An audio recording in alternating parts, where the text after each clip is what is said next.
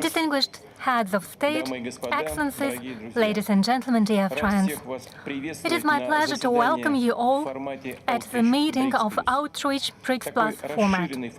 This extended format has proved valuable and offers the possibility for a direct and open dialogue between members of the grouping with our friends and partners. Let me remind you that in the past year, heads of many African countries and heads of key regional organizations were invited to the meeting in Johannesburg.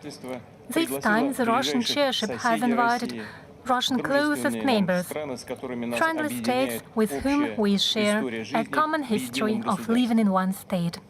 This meeting is equally attended by heads of states showing interest for establishing a closer partnership with BRICS, and even considering a possibility of future membership in the grouping, as well as countries currently presiding in leading multilateral bodies. It means that European, Asian, African and Latin American states are currently sitting at one table. In line with the proposed agenda, we are about to consider the topics of particular interest for international community, including sustainable development, eradication of poverty, adjustment to climate change, exchange of technologies and knowledge, as well as fight against terrorism and cross-border crime. Naturally, we will pay particular attention to the issues of peaceful settlement of conflicts, and primarily we will have a serious conversation on the escalation in the Middle East. It is of extreme importance for BRICS member states to discuss these topics with like-minded states from Global South and East. All our states share similar aspirations, values and vision of a new democratic world order, reflecting the entire cultural and civilizational diversity. We are convinced that such a world order should be based on universal principles of respect of legitimate interests and sovereign choice of states and people, respect of international law, as well as willingness for mutually beneficial and fair cooperation. Transition to a just world order is not an easy process. It is being hindered by forces who are used to think and act in the spirit of dominance over everyone and anything, under the guise of a rules-based order that is being imposed upon the world. We see attempts to contain growing rivals and independent development of African, Asian and Latin American countries free of anyone's control. They use illegitimate unilateral sanctions, blunt protectionism, manipulations with currency and stock markets, interference into internal affairs under the motto of care for democracy and human rights and fight against climate change. That's what they use. These, let's be frank, unhealthy methods and attitudes cause both new conflicts and escalate the existing tensions, which undermines regional and global strategic stability, violates principles of equal and indivisible security, and incites interstate and sectarian conflicts. One of examples is Ukraine, that has been and continues to be used for creating critical security threats for Russia, while ignoring our vital interests and legitimate concerns at infringement on the rights of Russian-speaking people. Presently, they no longer make a secret of their goal, namely to inflict a strategic defeat on Russia. Let me say frankly, those are illusory calculations that can only be made by those who don't know the Russian history and don't take into consideration the unity, fortitude and cohesion of its people that had been forged throughout centuries. But as we agreed, the main topic of our deliberation will be the situation in the Middle East. It is of equal concern. And here it is an example of what I've mentioned before. It is an escalation of a protracted conflict that we haven't been able to settle for decades. Another wave of Israeli-Palestinian confrontation has probably become one of the bloodiest in a long series of clashes between Arabs and Israelis. The clashes in the Gaza Strip have already claimed lives of more than 30,000 people, most of them civilians. But at the same time, let me stress, we have always opposed any manifestations of terrorism. The hostilities that broke out in the Gaza Strip a year ago now spread over to Lebanon. Other countries of the region have been affected. The degree of confrontation between Israel and Iran has grown sharply. It resembles a chain reaction and pushes the entire Middle East region to the abyss of a full-fledged war. The humanitarian situation is rapidly degrading. The number of refugees and internally displaced persons has already exceeded 1.5 million people. A colossal damage has been inflicted on infrastructure, residential houses, schools, hospitals, social facilities. These devastations are ongoing. Obviously, Russia has many questions, many important and acute questions, and issues that we have to settle for ourselves. That's what we are doing, and that's what we will continue to do. But at the same time, we have always sought to make our tangible contribution to stabilization in the Middle East. Therefore, from the very beginning of escalations, together with BRICS member states and other partners, we have actively joined the efforts to settle the conflict. As you remember, we even held an extraordinary video summit of our group in November 2023. Obviously, it is an urgent task to launch a comprehensive political process in order to resolve the Middle East issue in its complexity. We need to make sure the violence is stopped and crucial assistance is provided to those affected, as well as sufferings are alleviated. The parties need to reach a settlement on the generally recognized international legal framework, explicitly envisaging creation of an independent Palestinian state coexisting peacefully with Israel. Rectification of historical injustice against Palestinian people can give a guarantee of peace in the Middle East. Until this issue is solved, the vicious circle of violence will not be broken. People will continue to live in the atmosphere of permanent crisis with inevitable recurrence of mass violence. I would like to reiterate once again that the key requirement to restoring stability on the Palestinian territories is the realization of the two-state formula endorsed by the resolutions of the Security Council and the UN General Assembly. As for the assessment of the overall situation in the world, let me emphasize that the states represented here today dispose of truly great opportunities and resources, share high profile on the world stage, and use all of that actively to truly further ensure global security and promote sustainable development processes in the world. Most of our countries have proposed in this context their very useful initiatives.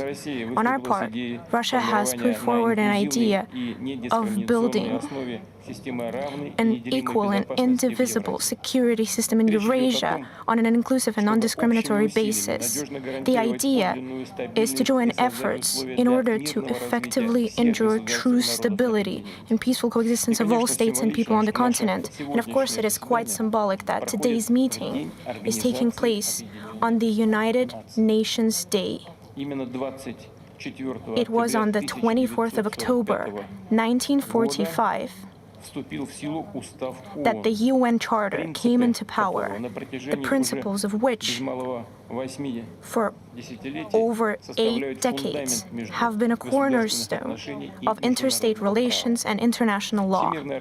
This universal organization should continue playing a central role in sustaining peace and security, assisting in steady progressive growth.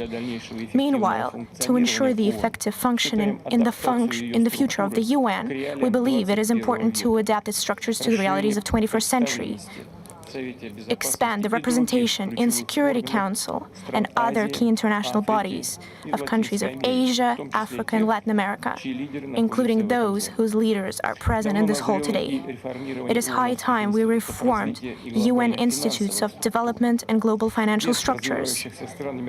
The way of developing countries in the world economy has changed drastically over the last decades. Yet, in particular, this was not reflected properly in the governance systems of the International Monetary Fund, World Bank, and other multilateral banks of development. Founding fathers of the United Nations Organization saw its purpose in being the center for harmonizing the actions of the nations, because it is only collectively and in agreement we can efficiently respond to global threats and challenges, tackling such threats as combating terrorism, illegal drug circulation, corruption, organized crime, including criminal use of ICTs, and of course, ensure steady economic growth for the welfare of global development and prosperity. It is obvious that the next wave of global economic rise is formed exactly in the countries of the global majority, which is why it's high time we discuss the idea of creating our own platform to explore the potential of our growing economies. Its goal is to increase the investment flows to the countries of BRICS, Global South and East, as well as focusing on investments into great infrastructure and technological projects. It's important to build alternative, secure, multilateral financial mechanisms and manufacturing logistic chains free of any dictate, as well as ensuring exchange of technologies and best practices, develop and increase capacity of new international transport corridors. Russia, together with our partners, is working on such important global routes as North-South, Northern Sea Route, and we invite all the interested parties to collaborate with us. As we all well know, an important part on the Sustainable Development Agenda is climate. Understandably, the international climate agenda should be aimed at working out practical solutions to the issue of global warming. In this context, it's especially important to provide access for the countries of Global South and East to financing and technologies to help them adapt to climate change. Let me point out, Russia tries actively to participate in the global climate process. Our country plays one of the leading roles in reducing greenhouse gas emissions, and our energy mix is one of the greenest in the world. Share of ecologically clean generations of gas, nuclear, and hydro generation accounts for 85%. Russian territory is home to over 20% of world forests, absorb the greenhouse gases and help slow down the global warming.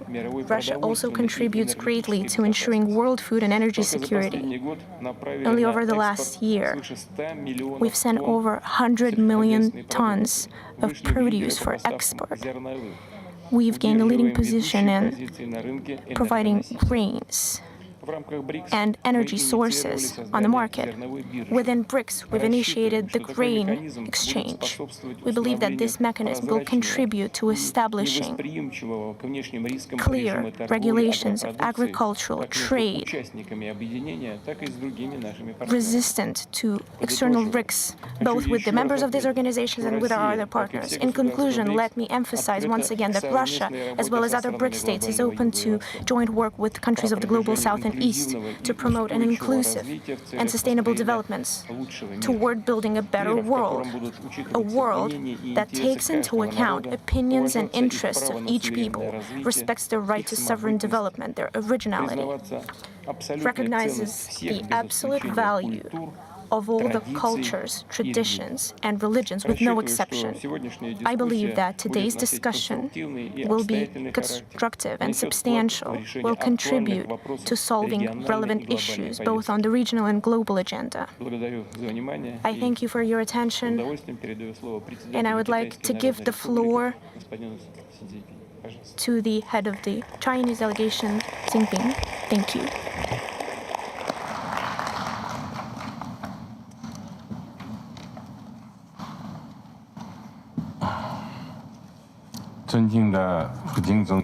Your Excellency, President Vladimir Putin, colleagues, I would like to thank President Putin and the Russian government for putting together this BRICS Plus dialogue.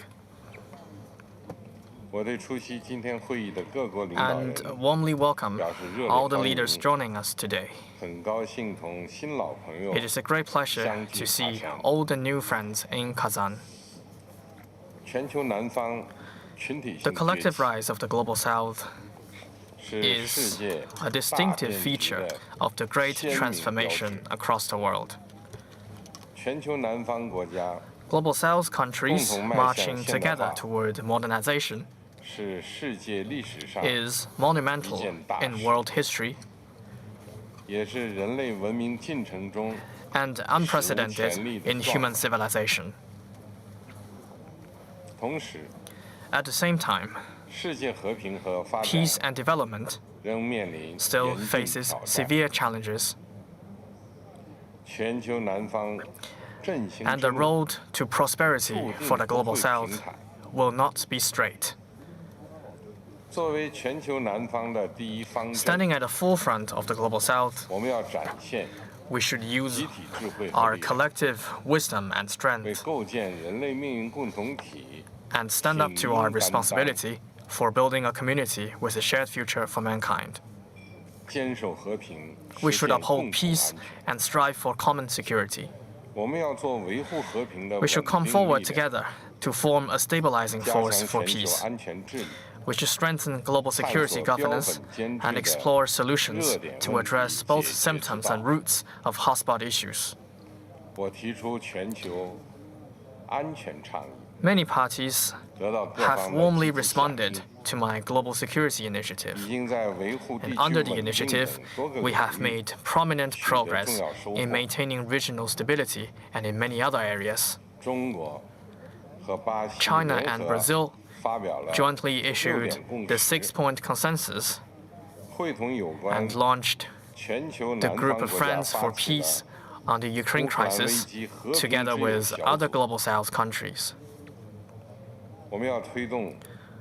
We should promote early de-escalation to pave the way for political settlement.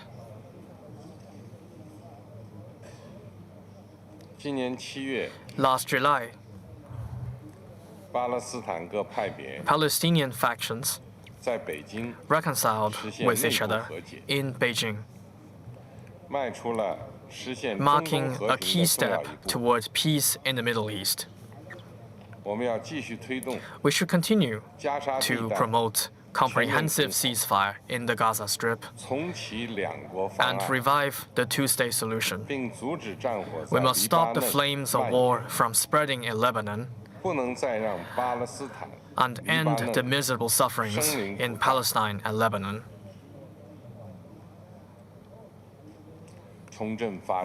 We should reinvigorate development and strive for common prosperity. The Global South emerges for development and prospers through development. We should make ourselves the main driving force for common development. We should play an active and leading role in the global economic governance reform and make development the core of international economic and trade agenda. Since its introduction 3 years ago, the Global Development Initiative has helped make available nearly $20 billion of development fund and launched more than 1,100 projects. And recently, the Global Alliance on Artificial Intelligence for Industry and Manufacturing Center of Excellence has been established in Shanghai.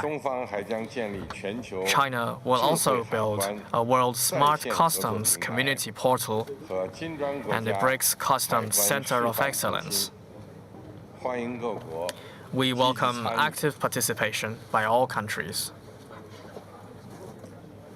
We should promote together development of all civilizations and strive for harmony among them.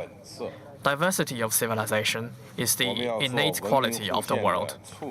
We should be advocates for exchanges among civilizations.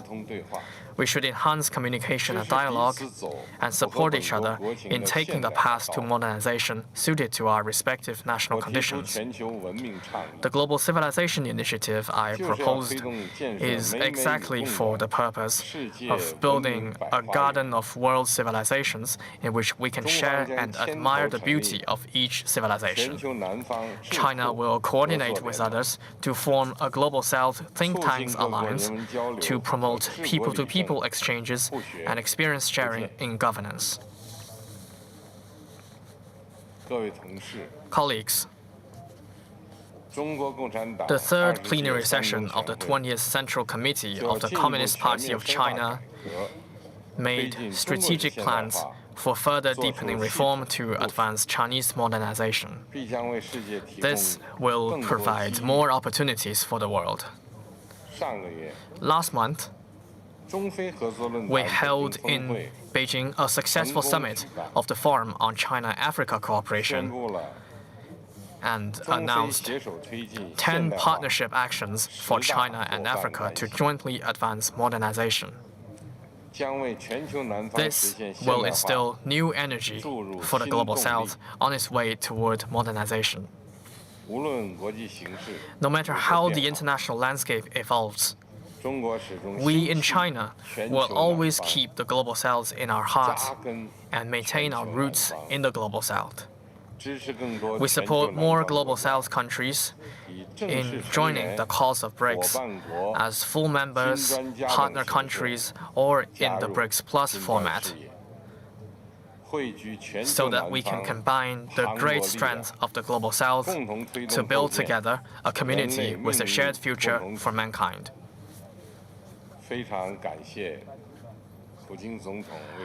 I thank President Putin for all the preparations for the summit, and I congratulate on the successful convention of this summit. Thank you.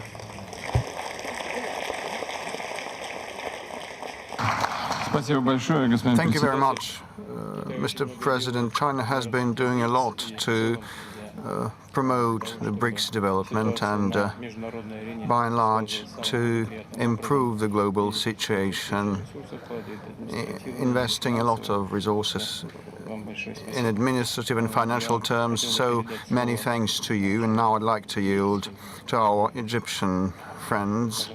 Over to you, President Sisi. شكرا فخامة الرئيس. بسم الله الرحمن الرحيم. فخامة الرئيس فلاديمير بوتين رئيس روسيا للتحرير، أصحاب الجلالة والفخامة، رؤساء الدول والحكومات، الحضور الكريم. And governments, honorable participants, at the outset I express anew my appreciation to His Excellency Vladimir Putin for his invitation to today's meeting under BRICS Plus. I also welcome the presidents of states and governments participating in the meeting that asserts the growing significance of BRICS groupings, for it is established on mutual cooperation and respect among states, and also reflects the grouping's eagerness on effective consultation and coordination intensification with the friendly and influential states from outside the BRICS in order to achieve our common interests. Ladies and gentlemen, today's meeting comes at a critical international circumstance simmering with compounded crises and challenges. It witnesses a threat to the credibility of the multilateral international order that is overshadowed with protectionist tendencies and unilateral policies. Egypt, amid such bewilderment, believes it is essential for the developing countries to come together and reinforce South-South cooperation as one major medium for encountering the current challenges. Egypt has always been at the forefront of nations who were keen to bolstering cooperation among developing countries, in addition to its assiduous endeavor to reinforcing the interests and the priorities of the South states in various international fora. In this regard, we cannot discuss the current international crises and challenges without discussing the crisis crisis witnessed by the Middle East region. Given the continuous Israeli war for more than a year against the sons of the Palestinian people besieged in Gaza Strip and who are surrounded by all forms of murder and intimidation, as well as the spiral aggression in the Lebanese territories, which is the greatest evidence to what have our world and the international world become today, as they are void of principles and apply double standards.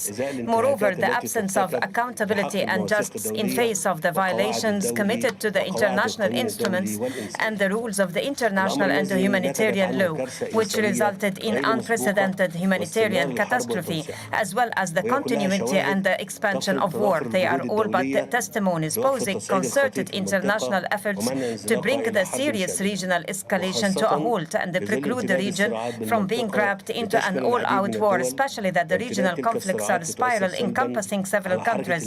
Such conflicts are extended to adversely affect the maritime traffic in Eden Gulf and the Red Sea, as well as the international trade and the stability of the global supply chain.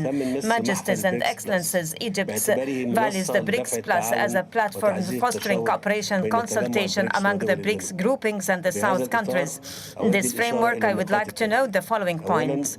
First, it is necessary to maximize benefit from multilateral development banks to be more capable to furthering the developing countries' access to concessional financing, including access to climate financing. We emphasize the key role of the new development bank and the Asian Bank for Infrastructure Investment for providing the required concessional financing to the developing countries to undertake developmental projects in multiple sectors. Second, it is essential to take advantage of BRICS Plus meetings to boost South-South cooperation and step up shared experiences in various fronts, further to the implementation of joint projects attaining mutual benefit. In this context, I would like to underline Egypt's readiness to pursuing its efforts for undertaking numerous projects of technical cooperation and capacity building with interested states.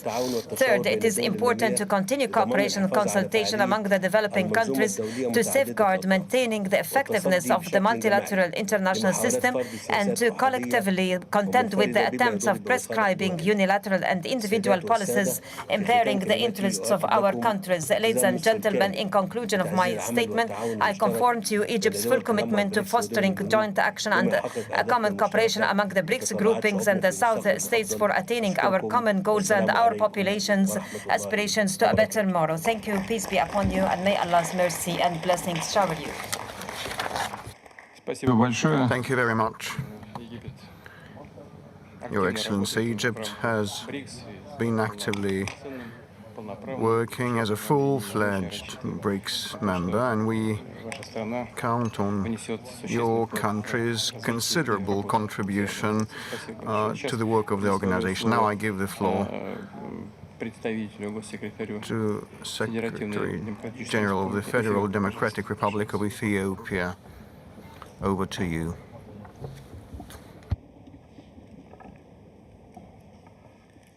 Your Excellency Vladimir Putin, President of the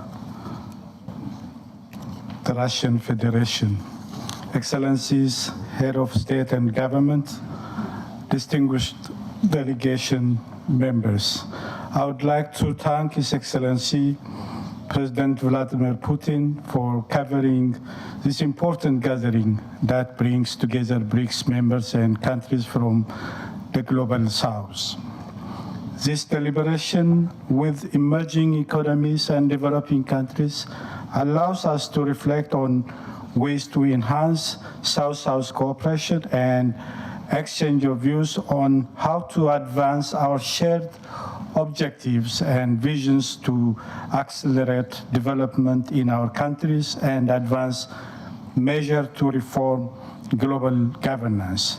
Mr. President, Excellencies, as countries of the Global South, we have historic responsibility and opportunity to pool our resources together, align our positions, and work towards confronting the many crises the world is facing.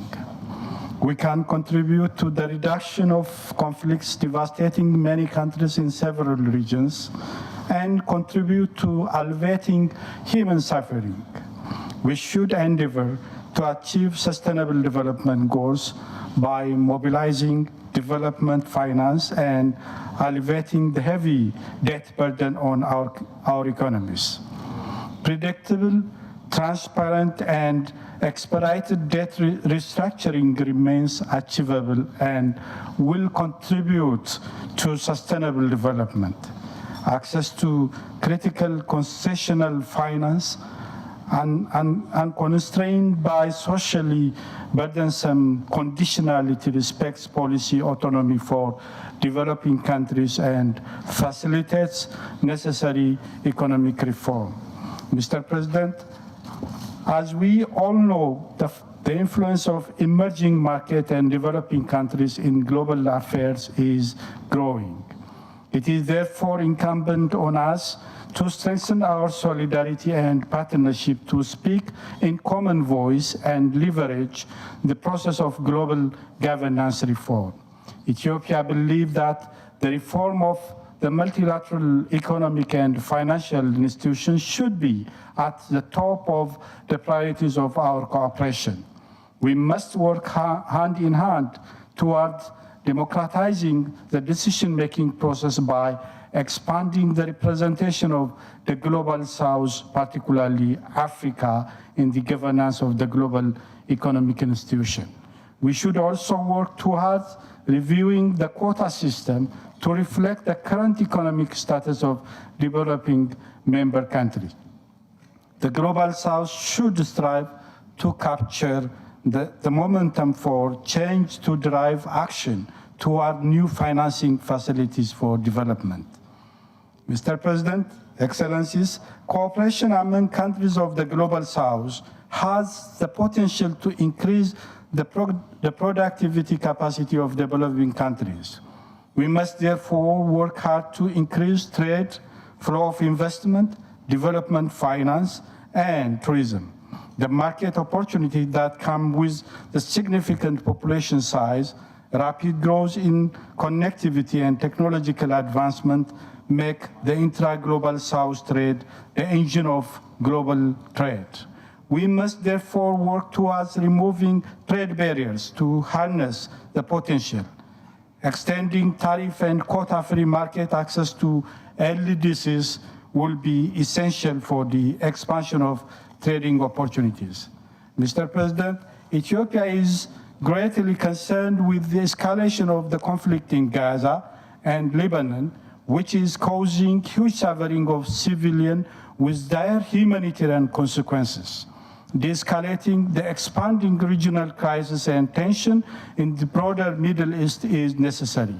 We call for immediate ceasefire and dialogue to end the conflict. In all cases, civilians must be protected. All key regional actors need to exercise utmost restraint and choose a path of dialogue and peaceful resolution of disputes. The two-state solution for Palestinian and the State of Israel coexisting peacefully in line with the relevant UN Security Council resolution provides the basis for durable peace in this region. Mr. President, in conclusion, Ethiopia believes that South-South cooperation has the potential to make meaningful contribution to addressing global challenge of maintenance of peace and security, alleviation of poverty, promoting development, and mitigating the effects of climate change. I therefore would like to reiterate my country's commitment to the consolidation of BRICS engagement with emerging markets and developing countries based on equality, solidarity, and mutual respect. I thank you, Mr. President.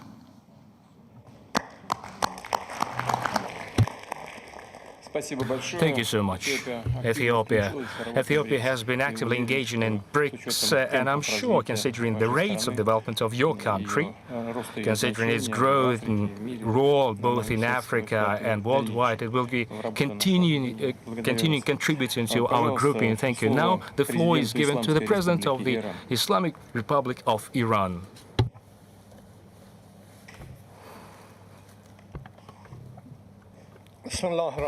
In the name of God, the Beneficent, the Merciful.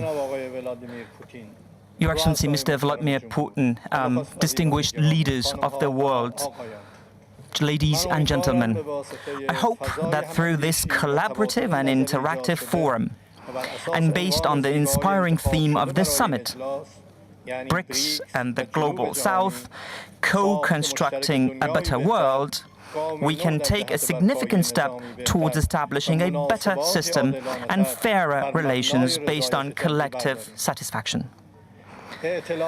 This coalition building and striving for constructive and friendly relations are part of today's reality and the desire of many countries and international actors to break free from unilateralism. The foundations of unilateral equations and a balance based on unipolar hegemony are extremely shaky and wavering. Many international structures and mechanisms stemming from this approach, such as the UN Security Council, the International Monetary Fund, human rights institutions, and other examples, have lost their effective and constructive functionality due to politicization and the influence of Western governments. That is why, since its inception, this BRICS group, with its lofty and popular goals, has been able to become a successful model of cooperation and convergence among countries on the regional and international stage. This summit embodies the fact that building a better world is not possible alone. In today's interconnected world, joint will and action are necessary for fundamental change that requires reforming the current system and creating a more balanced order based on justice and satisfaction. In other words, a better world would be a place where there is no trace of imposed sanctions, acts of aggression, war, conquest, or genocide, where multilateralism prevails over unilateralism, the majority over the minority, equality over discrimination, transparency over deception, democracy over authoritarianism, and dialogue over war. Over the past year, our world has faced numerous events, and many components of peace and security, particularly in the West Asian region, have been either weakened or threatened. The Zionist regime, disregarding international norms, has trampled on many of the red lines of governments around the world, and unchivalry enough has created, as ruthlessly as we can imagine, a new wave of violence and terror. The flames of war still rage hot in the Gaza Strip and Lebanese cities, and international institutions and bodies, primarily the UN Security Council, as the driving force for international peace and security, lack the necessary capacity to extinguish the fire of this crisis. Moreover, the unwavering support of Western governments, led by the United States for the Zionist regime, has made achieving peace and halting the war out of reach. The Islamic Republic of Iran believes that regional and international crises cannot be resolved without joint efforts. Therefore, within the framework of our principled policies, we have always endeavored to create smart and efficient networks of trade relations and to make every effort to strengthen international cooperation and deepen the elements of friendship among countries. This is despite the fact that, contrary to all international norms and human rights, the imposition of unilateral sanctions has challenged international norms and human rights, and many development processes have faced numerous challenges due to coercive measures and political malice, hindering the steady movement towards a secure and developed world.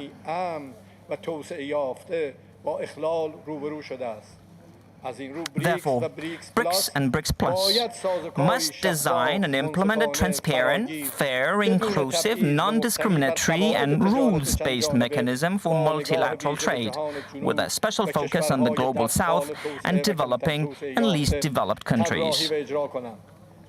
Illegal sanctions have devastating effects on international relations and prevent countries from accessing their financial resources, hindering their effective role in international cooperation processes, such as combating the adverse effects of climate change, global warming, environmental degradation, and providing humanitarian aid.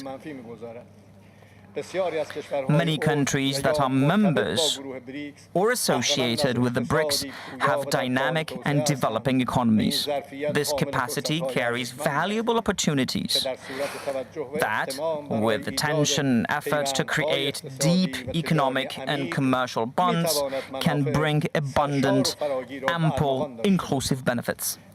The use of national currencies for trade, new banking platforms, digital currencies, strengthening the new development bank and contingent reserve arrangements, and similar measures can create a better world for all. New technologies, especially artificial intelligence, will have strategic and remarkable impacts on our lives. In the near future, unilateral countries, like in the past, will impose many restrictions on developing countries' access to new technologies.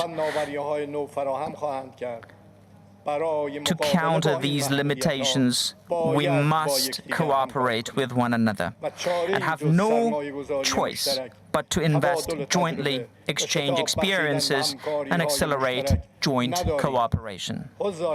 Distinguished guests, the geographical expanse of BRICS presents a unique opportunity to facilitate transcontinental connections and pursue shared interests, a process that will have a significant impact on reducing the existing developmental rift and increasing people's welfare.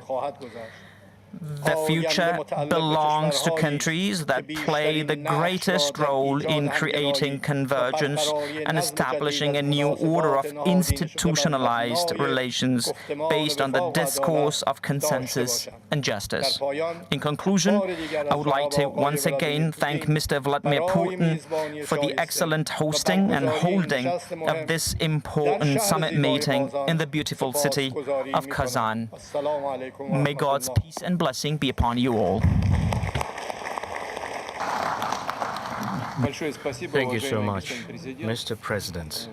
We count very much on our active interaction within the grouping. And as I have said in my opening remarks, we are all very much concerned by the developments both in the Gaza and region-wise too. We hope that every measure is taken to reduce tensions and to prevent the spillover of the conflict in the region. I had a conversation with many counterparts, and it is everyone's base assumption, and we wish you successful resolution of difficult bottlenecks and controversies in the region. Now the floor is given to President of the Republic of South Africa, Mr. Ramaphosa. Your Excellency President Vladimir Putin, Your Excellencies, leaders of BRICS nations, Your Excellencies, leaders of global and regional institutions, Your Excellency Antonio Guterres, the Secretary General of the United Nations, honorable ministers and excellencies. Allow me to begin by congratulating President Putin on chairing a very successful BRICS Summit, as well as leading us all to adopt an excellent declaration from this summit. The BRICS outreach and BRICS Plus engagements are important platforms for developing strong ties amongst countries from greater global south and emerging markets. We should use these platforms to foster meaningful engagement. We should use the BRICS platform to contribute to social, economic, cultural development of our peoples. We welcome the Russian initiatives that are aimed at strengthening a number of BRICS countries through the various measures that they have put on the table, such as transport networks and connectivity. This in many ways will help to find ways to integrate and deepen our interconnectedness in new and imaginative ways. The African Continental Free Trade Area will make a huge contribution itself to unlock opportunities for trade and investment for local and global businesses. It will create a number of opportunities that will lead to an integrated and connected continent. The Single African Air Transport Market is another flagship project of the African Union Agenda 2063. This is an initiative of the African Union to create a single unified air transport market in Africa to support the continent's economic integration. For BRICS and friends of BRICS, we need to use these projects to further connect the greater global south. The promotion of greater regional connectivity and trade facilitation can only succeed in an environment of peace and stability. Excellencies, South Africa is concerned about the military action by the State of Israel against the people of Gaza, which we have characterized as genocide, is deeply concerning. This genocide led South Africa to approach the International Court of Justice with a view to stopping the killing of innocent women and children in Gaza. We do believe that the world cannot just sit by and watch the slaughter of innocent people continuing. South Africa has been unwavering in its support towards all efforts aimed at the establishment of a viable Palestinian state, existing side by side in peace with Israel, within internationally recognized borders based on the 1967 borders, with East Jerusalem as its capital. And this would be in line with all UN resolutions, international law, and internationally agreed parameters. We do call on the international community and the United Nations Security Council to address this spiraling conflict. On our own continent, Africa, Sudan enters its second year of horrific conflict and devastation. This is another conflict that the world seems to have forgotten about. The protracted conflicts in the Sahel and Great Lakes regions in Africa persist. We must find lasting solutions to all these conflicts. We must remain committed to the peaceful resolution of all disputes through negotiation and inclusive dialogue. And we must safeguard the ability of states to pursue independent foreign policy.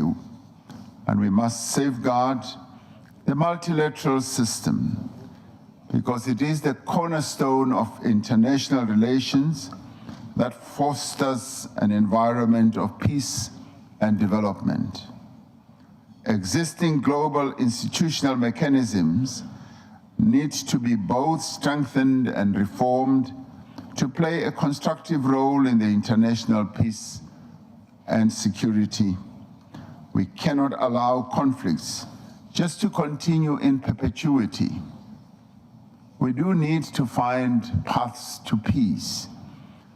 In our quest for a long, interconnected, just and prosperous world, we have the ability to foster an environment of peace through a focus on sustainable development. We must also continue to support nations and peoples who seek to end the cycle of conflict and choose the path of peace. I thank you.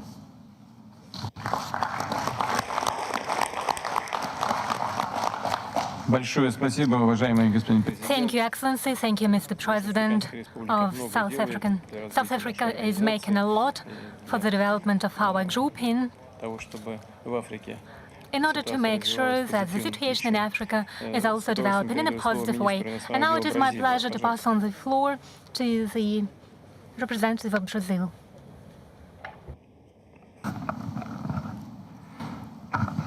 Excelentíssimo Senhor Presidente Putin, senhores chefes de Estado, de governo e convidados. É uma honra representar o presidente Lula nesta sessão plenária da cúpula do BRICS. It is a great honor for me to represent President Lula at this BRICS Summit, and it is my great pleasure to be here among our BRICS friends. É ao mesmo tempo um motivo de orgulho e It is my particular pleasure to see the adoption of our decision. BRICS is not only 5 letters. These 5 letters mean a reality that had been built throughout many years. BRICS owes it to the Group of 77 and the non-alliance group. We follow the legacy of those who had fought for a new economic order and outlined the Sustainable Development Goals. We are the main driving force of economic development that the world is going through this century. Global South is a positive force in the world. In the past, the League of Arab States had a peaceful initiative that proposed a balanced and realistic way to address and settle the Israeli-Palestinian conflict. Today, Egypt is an indispensable actor when it comes to the provision of humanitarian assistance to Gaza, while Qatar is a bridge between Hamas and Israeli authorities. Brazil was a country that during its presidency in the Security Council of the UN in October past year, for the first time proposed an initiative, a draft resolution on the situation in Gaza, but it was vetoed by one of the countries. South Africa was the country that courageously addressed the International Court of Justice in order to put an end to the genocide against the Palestinian people. Countries of Global South voted for the resolution of the UN General Assembly calling for the end of hostilities. At the same time, the role played by other countries was at least a matter of concern and regret. Those who call themselves human rights protectors close their eyes to the greatest atrocities of modern history.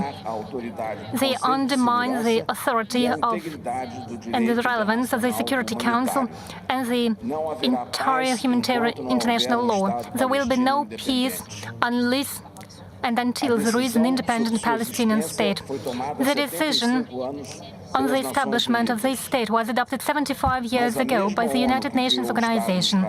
However, that very UN that created the State of Israel is now bound. There is no justification to the acts of terrorism like those committed by Hamas, but unproportionate reaction of Hamas was a collective punishment against the people of Palestine. More explosive were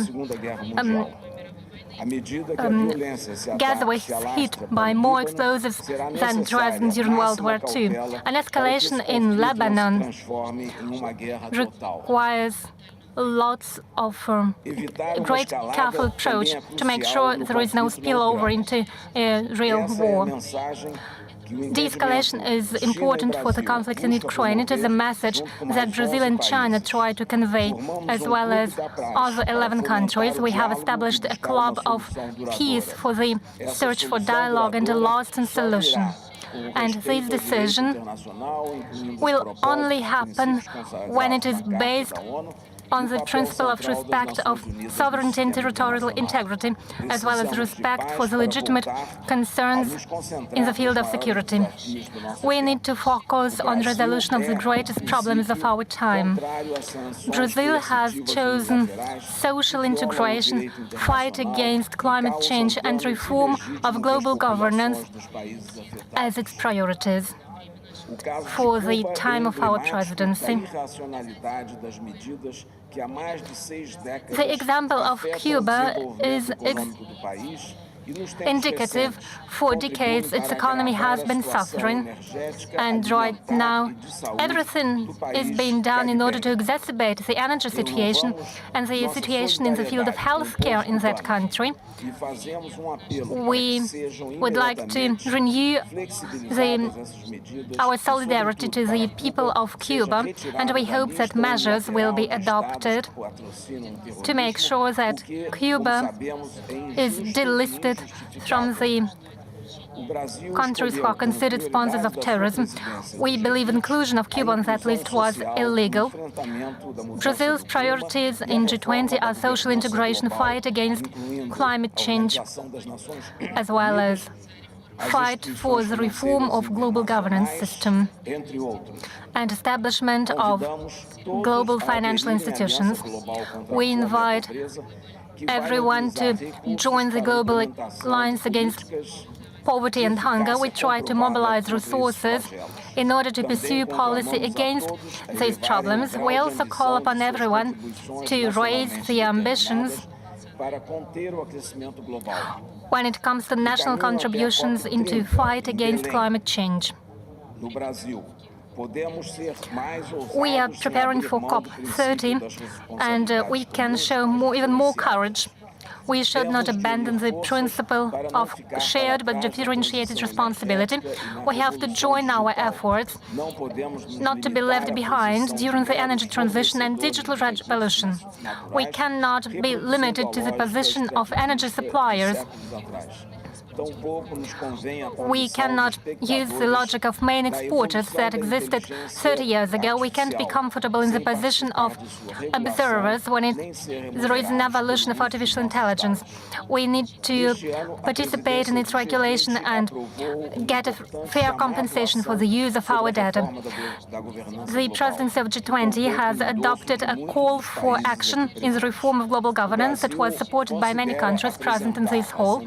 Brazil considers a possibility of proposing in the General Assembly a convention, a meeting following in accordance with the Article 109, and we want to consider the topic of strengthening global cooperation with the South for just and more sustainable development. Thank you. Thank you so much. Thank you for your contribution. And now I give the floor to Minister of External Affairs of India. You have the floor, sir. Thank you. Your Excellency, President Vladimir Putin, Highnesses, Excellencies, friends. It is my honor to represent Prime Minister Narendra Modi at the BRICS Outreach segment. I convey his greetings to all of you. Let me join colleagues in thanking President Vladimir Putin for the excellent arrangements and the warm hospitality. Excellencies, we face the paradox that even as forces of change have advanced, some long-standing issues have only become more complex. On the one hand, there is the steady diversification of production and consumption. Nations that attained independence from colonialism have accelerated their development and socio-economic progress. New capabilities emerged, facilitating the harnessing of more talent. This economic, political, and cultural rebalancing has now reached a point where we can contemplate real multipolarity. The BRICS itself is a statement of how profoundly the old order is changing. At the same time, many inequities of the past also continue. In fact, they have assumed new forms and manifestations. We see that in the access to developmental resources and modern technology and efficiencies. Let us also recognize that the benefits of globalization have been very uneven.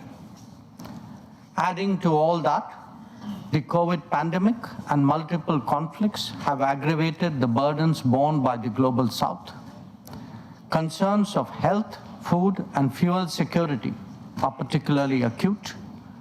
The summit of the future underlined that the world is in real danger of falling significantly behind in realizing SDG targets. How do we reconcile this contradiction and ensure that the benefits of change reach those who are currently left behind? How do we create a more equitable global order?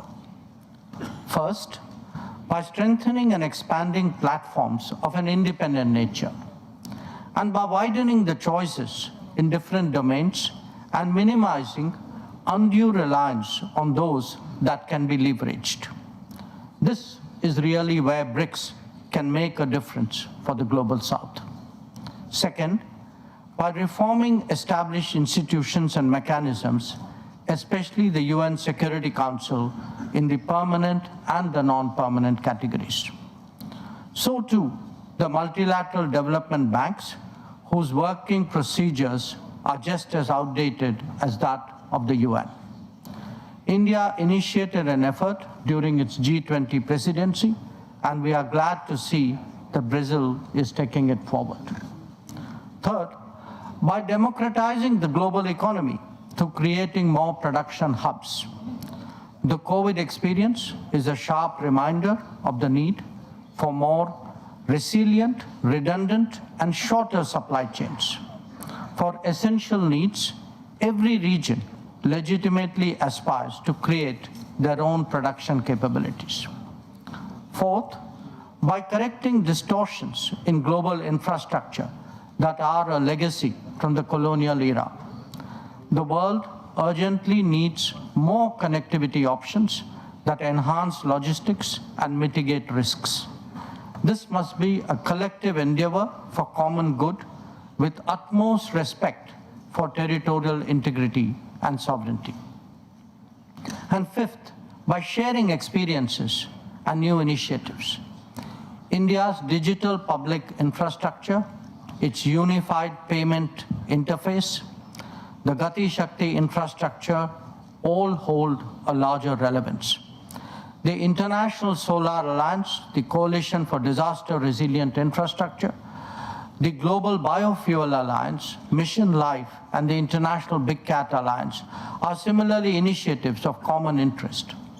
As a first responder, be it for natural calamities, health emergencies, or economic crisis, we seek to do our fair share. Excellencies, addressing conflicts and tensions effectively is a particular need of the day. Prime Minister Modi has emphasized that this is not an era of war. Disputes and differences must be settled by dialogue and diplomacy. Agreements, once reached, must be scrupulously respected.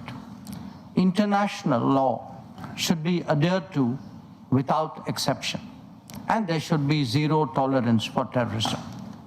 Excellencies, the situation in the Middle East, West Asia for us, is an understandable concern. There is a widespread anxiety that the conflict would spread further in the region. Maritime trade has also been deeply affected. The human and material consequences of further escalation are truly serious. Any approach has to be fair and durable, leading to a two-state solution. Excellencies, we meet in difficult circumstances. The world must be prepared to think afresh on long-standing challenges. Our gathering is a message that we are indeed prepared to do so. I thank you for your attention.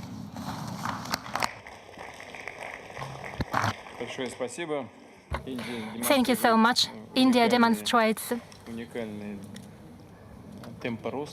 unique growth rate of 7.5% of GDP, and the population is growing by 10 million people annually. It's quite impressive, and it makes a solid contribution to the development and growth of our group, and I would like to congratulate you on your successes. Thank you very much. And now I would like to give the floor to Deputy Prime Minister of United Arab Emirates.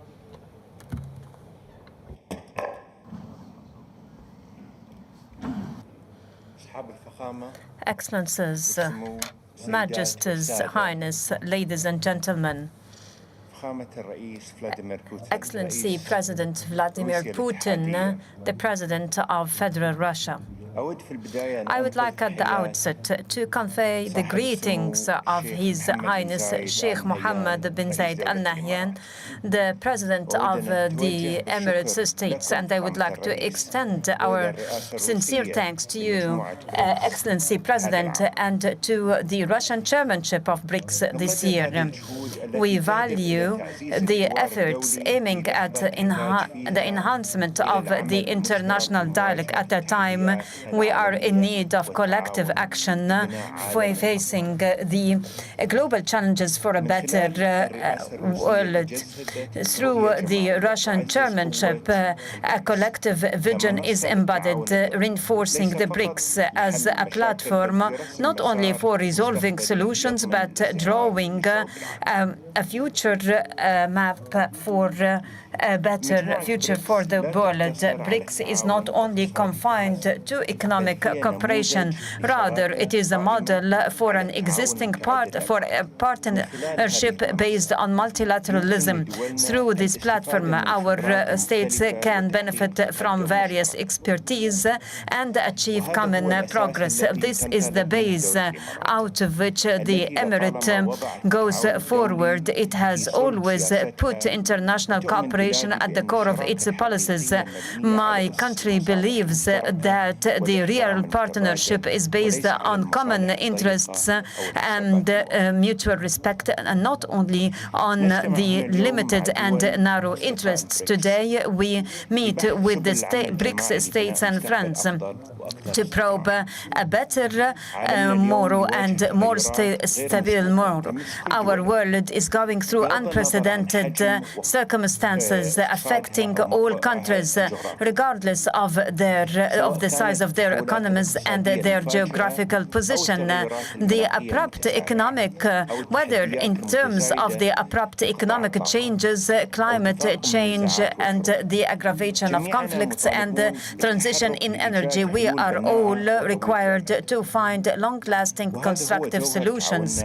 That is the essence of our cooperation within the framework of BRICS, which is committed to the UN Charter, the international legitimacy as a basis for international cooperation and multilateral action.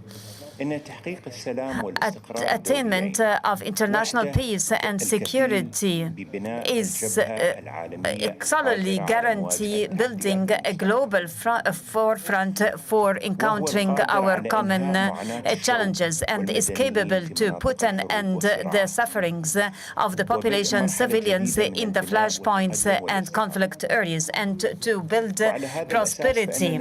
On this basis, we call for a permanent and immediate ceasefire in Gaza Strip and unconditional access of aid to all civilians, and to start a new political track based on the two-state solutions and show respect with all international legitimate decisions. Also in Lebanon, we reiterate the sustainability of supporting international efforts for de-escalation and immediate ceasefire, as well as put an end to the Israeli aggression and the humanitarian crisis. And we strongly condemn the violations to the international decisions and the UN and Security Council resolutions.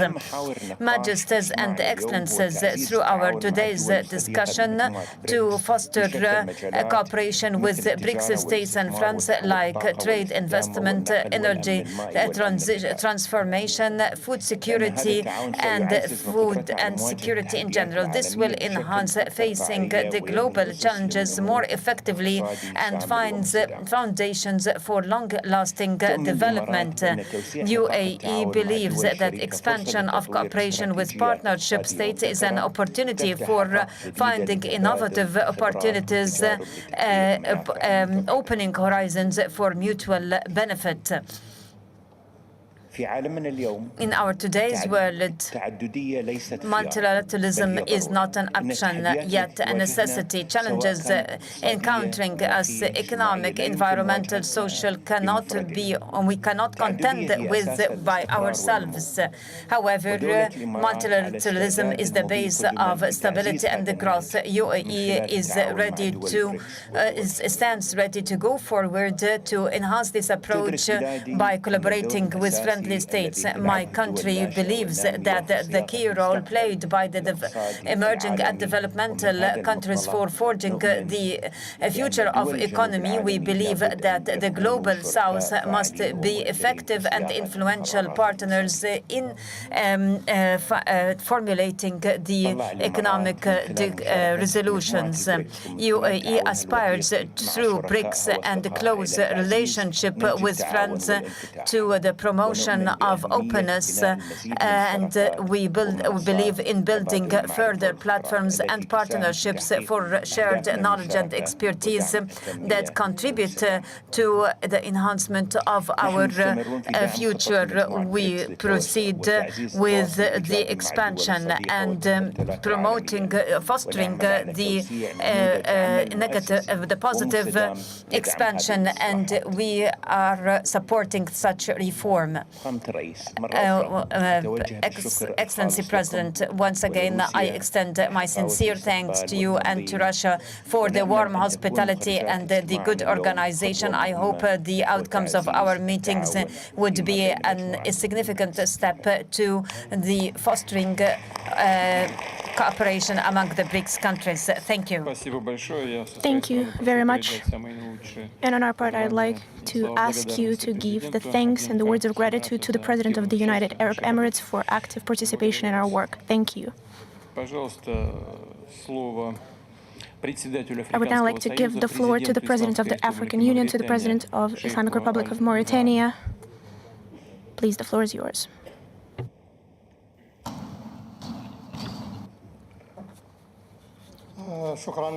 Thank you, Excellency President. Excellency President Vladimir Putin, President of Federal Russia, the Chairman of BRICS session, Majesties and Excellencies, Presidents of states and governments, heads of delegations, ladies and gentlemen, at the outset I'm pleased to extend a sincere thanks to His Excellency President Vladimir Putin, President of Federal Russia, for his kind invitation to participating in the BRICS 16th Summit, held under the motto Multilateral Cooperation for the sake of security and fair development. We equally extend thanks for the superior due care and warm hospitality provided to us and to our delegation. I would like to express in my name and on behalf of the African Union our deep gratitude and commend to the BRICS grouping for the support given to the African continent and to the appreciated efforts exerted for gaining a permanent seat for the African Union in the G20. Excellencies, Highness and Majesties, ladies and gentlemen, the BRICS today forms one of the most significant platforms for upgrading multilateral cooperation, especially among Global South. The gradual expansion of this grouping and the disparity of developmental levels between its states and the states seeking its membership express the conviction of the groupings in development and the progress, as they are not merits limited to countries, than others rather right to all countries, regardless developmental disparities and contexts. Therefore, we should listen to them, respect their priorities and their basic developmental needs. Development can never be neither effective nor sustainable unless it is comprehensive and is firmly established on international solidarity and cooperation. This general principle is the foundation for our convergence in the African Union for attaining SDGs. We think that stumbled and low SDGs and the existing impotence in lifting the enormous challenges in terms of security, economy, and environment encountering the world is partially due to the weakened multilateral cooperation and the imbalances of the global international financial and political governance and the dramatic shortfall of solidarity of international regional solidarity and concerted efforts. Therefore, the world today, notably our African continent, is in a dire need of a new dynamic of multilateral cooperation and international solidarity and synergy. It is critically necessary to reformulate the rules of the international financial and political governance. It is difficult to our African states to tap its huge development opportunities and liberalize its tremendous potentials in favor of development and growth, while indebtedness issue is still persistent, strongly impeding the development efforts.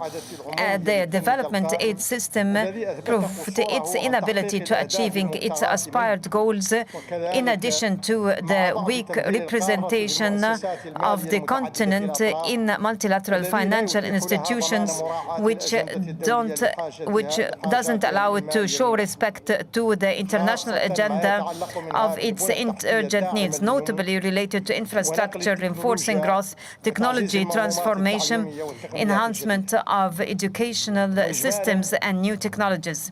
In the aggregate, an EU chart for development must be put in place to be more flexible and sustainable and safeguard the countries, the least developing countries, easy access and fair access for financing customized to their priorities. Despite such revision, the reformulation of the rules of the international political governance is important for tackling the international peace and security.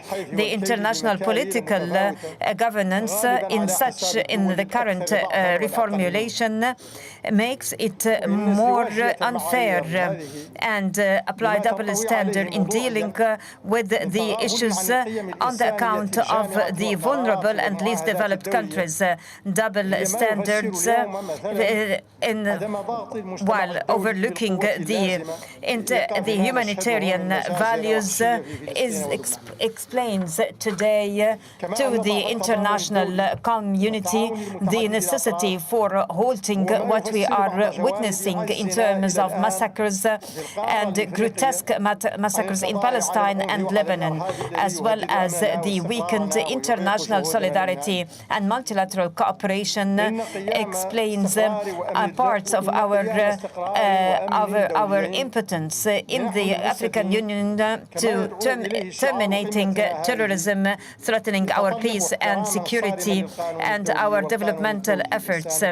So we have to call for a motto that requires a strict observance of the international law and humanitarian international law, translating our collective humanitarian values.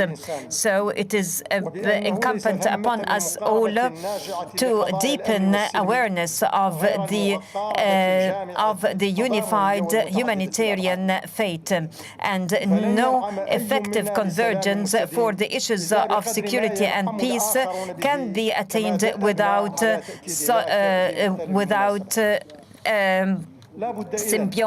collective symbiosis of convergence.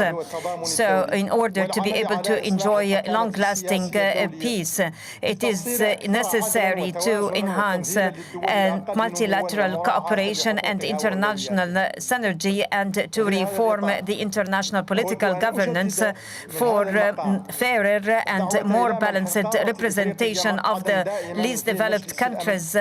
So within this context, I would like to reiterate from this podium our call for granting the African Union a permanent seat in the Security Council, to be able to allow its voice to be heard and to observe its priorities on the international agendas. In the African Union, we greatly rely on the meeting this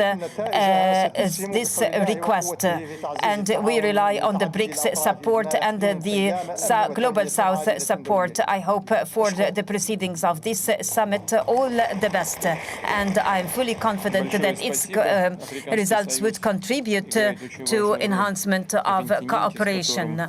Thank you. Who Russia shares deep historic ties with. We wish you great success and thank you for the participation in our work. Thank you. I now give the floor to the President of Belarus, Alexander Lukashenko. Distinguished ladies and gentlemen, dear President Putin, I congratulate you on the successful presidency. It's very timely and highly effective. Over a historically short period of time, the organization became a point of attraction. It's with this organization that more and more countries choose to connect their point of view with a just world order. A world order where there are ensured rights of sovereign states without taking into account their size or military power, where they recognize the rights of each independently to choose their ideology of development and to lead their independent external policy. BRICS is an organization of the future, and its potential could bring an end to the history of domination of the West, which proved its unworthiness of bearing the responsibility for the civilized development of international relations. Among the powers of BRICS, they have it in their powers to pass on the power to the progressive global majority. We fully share the BRICS philosophy.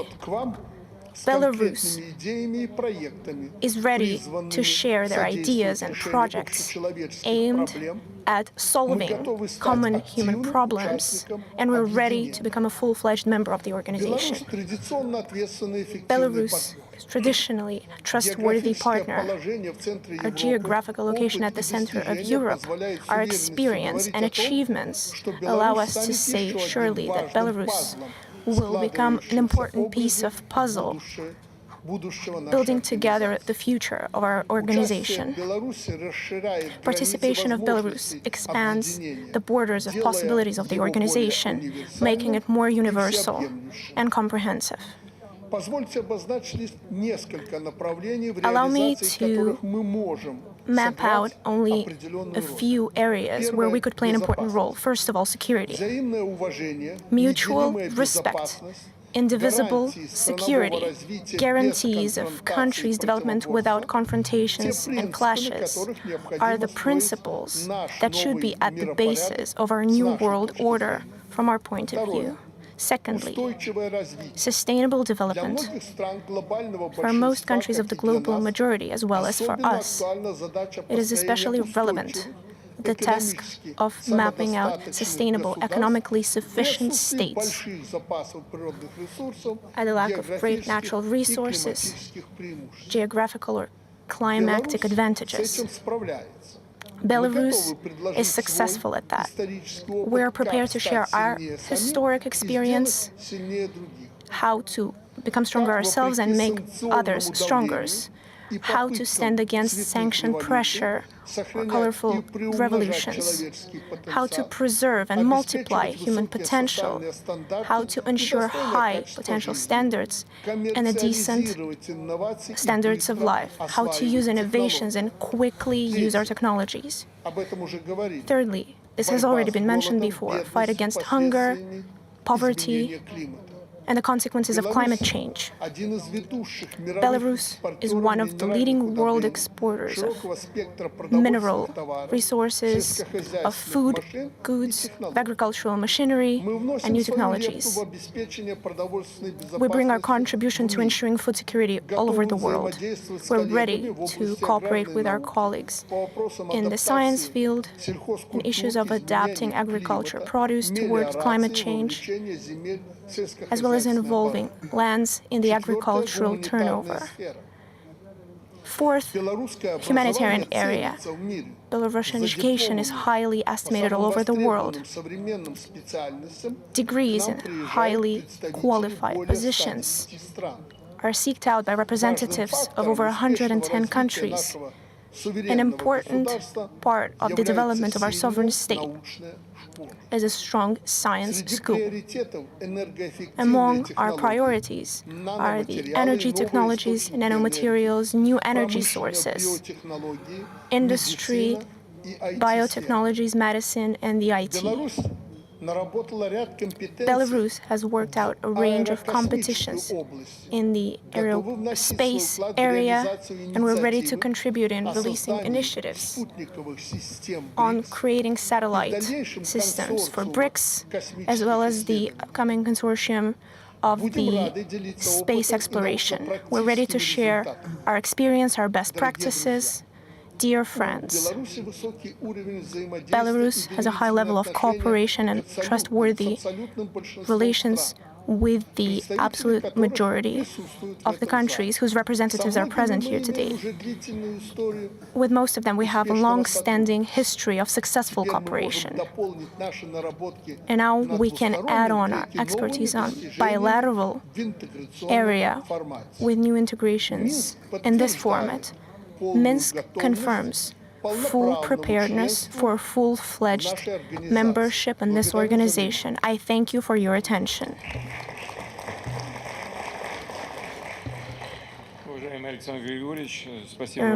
Mr. Lukashenko, thank you very much for your address. Belarus showcases great steps in development and economy and social sphere, and of course shares its sphere of responsibility in the work of our organization. Thank you very much.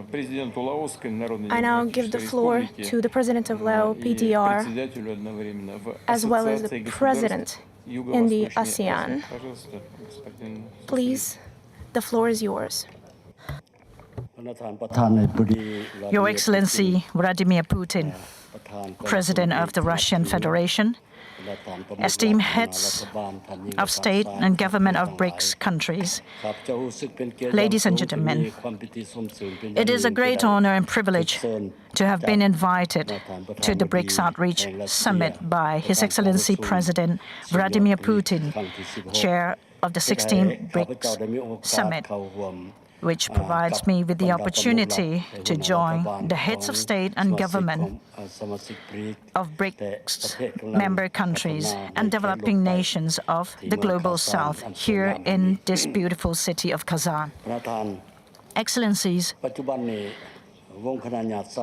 the international community is currently grappling with numerous challenges, making it increasingly difficult to foresee how the global future will unfold. These challenges pose a significant threat to global peace, stability, and security, while severely hampering development efforts of many nations, particularly developing ones. Today, more than ever, BRICS plays an indispensable role in reshaping the global order and fostering cooperation mechanisms that are just, equitable, and mutually beneficial to all nations, particularly the developing ones from the global south, which in turn contributes to building a better world. And this commitment aligns seamlessly with the theme of today's summit, Building a Better World Together. I therefore commend the Russian Federation as one of the founding members of BRICS for spearheading key initiatives and establishing much-needed frameworks aimed at creating new, yet long-awaited economic and financial difficulties that address the evolving and pressing needs of the international community. Excellencies, the Lao PDR places great importance on multilateralism as a fundamental mechanism for promoting sustainable development, while also emphasizing the crucial role of fostering international cooperation grounded in the principle of multilateralism, which is essential for building peace, security, and equitable development. In 2024, this year, the Lao PDR assumed the ASEAN chairmanship under the theme ASEAN Enhancing Connectivity and Resilience. We have identified 9 key priorities, including economic integration, inclusive and sustainable growth, digital transformation, cultural cooperation, environmental and public health collaboration, and the empowerment of women and youth. Additionally, we aim to build effective cooperation mechanism that will strengthen collaborations among ASEAN member states and with ASEAN dialogue partners, which also include BRICS member countries.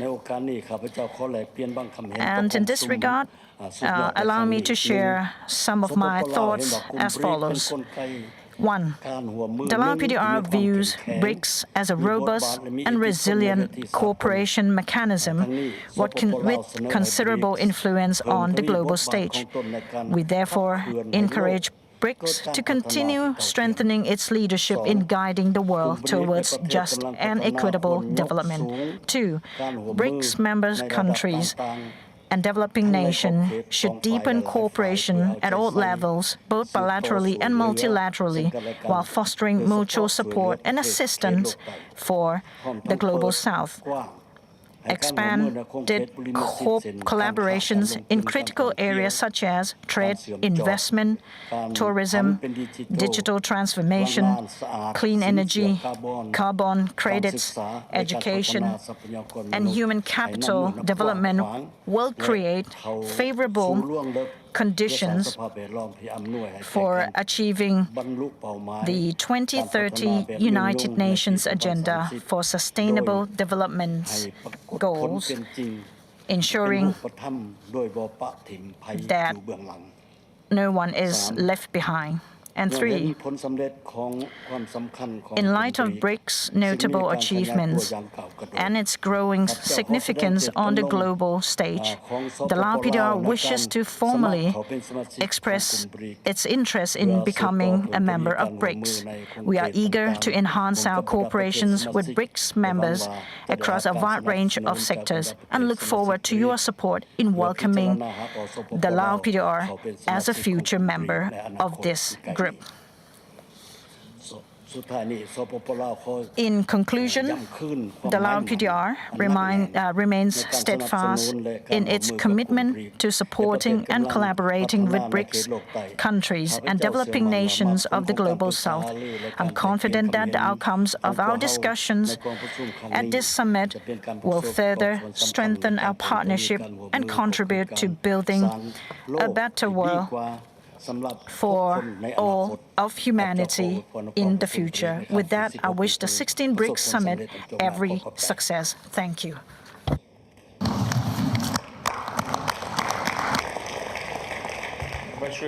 Thank you very much, Mr. President. Thank you for the participation, for active participation as a head of state and as the president of the ASEAN. Asia, by and large, and Southeastern Asia have been undergoing rapid development, and this is going to be a driver of our joint work and our participation and engagement in that region. I'd like to give the floor to President of Turkey, Mr. Recep Tayyip Erdogan.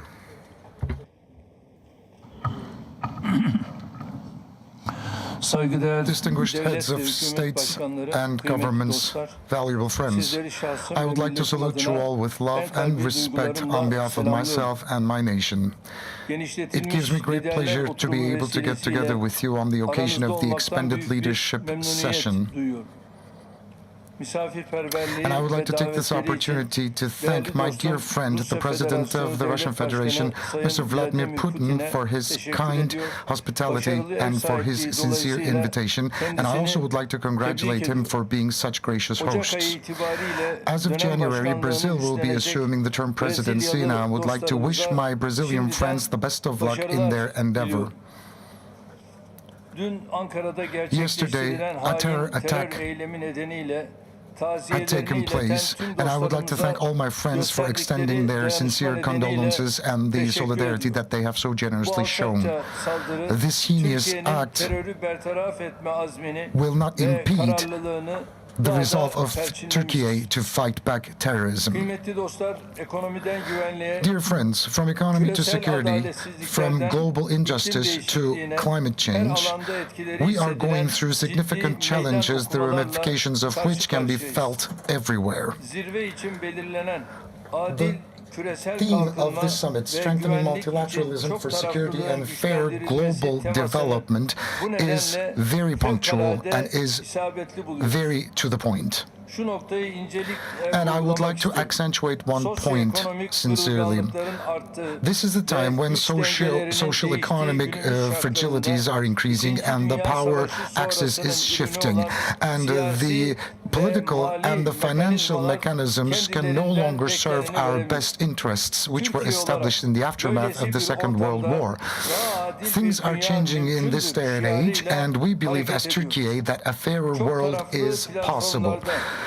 In multilateral platforms, we are always getting together with our friends, and we are trying to support the initiatives in order to find common solutions to the outstanding problems using our joint wisdom. We believe that BRICS contributes tremendously in a unique way to the development of global trade, economic expansion, and sustainable development goals. And I think BRICS is also contributing to the possible establishment of a fairer global order. Turkey is a founding member to many international institutions and organizations, from the Council of Europe to the Organization of Turkic States to Developing Aid to Economic Cooperation Organization and the Black Sea Economic Cooperation Organization as well. We are active members of G20 and MICTA. The African Union and ASEAN are some of the platforms where we have close partnerships, along with the communities of Latin America and Caribbean states. And we are investing tremendously in expanding our cooperation mechanisms every day. As Turkey, we are basing our endeavors on reciprocal respect, and we are partnering with friendly countries on a win-win scenario. And we are very much determined to further pursue our positive relations with the BRICS family members. Distinguished guests, ladies and gentlemen, global fair order and development can only be established through peace and security to be established all around the world. So long as we don't stop the bloodshed in the Middle East, we can never speak about development, nor the future, nor justice, nor development. Israel is actually setting fire on the entire region, and they have violated every boundary from international law to conscience. The Palestinian people are being massacred in Gaza, and that's a genocide. And Israel is attacking Lebanon as we speak, and they are becoming even more destructive and oppressive. This is a humanitarian crisis that we are experiencing in the midst of the 21st century, and ignoring this fact can never relieve us from our responsibilities. It's an indispensable fact that we have to go back to the borders of 1967 in Palestine, with Eastern Jerusalem as the legitimate capital of Palestine, where a Palestinian state's sovereignty and territorial integrity will be respected at the utmost extent possible, or else a just and a permanent peace will never be established. And I would like to kindly invite all the countries to start recognizing Palestine if they haven't done that. The genocide actors, Israel, government, has to be stopped through international community's support. And unconditional weapons and arms sales to Israel should be stopped, because it encourages Israel to become much more destructive. And we have started an initiative within the United Nations to stop weapons from being sold to Israel. I would like to salute you all, and I believe that you will be very supportive of our initiatives. And before I conclude my remarks, I would like to salute you all with love and respect. I hope and pray that this meeting will yield the most auspicious results for the entire human race. And I would like to thank everybody involved in the organization.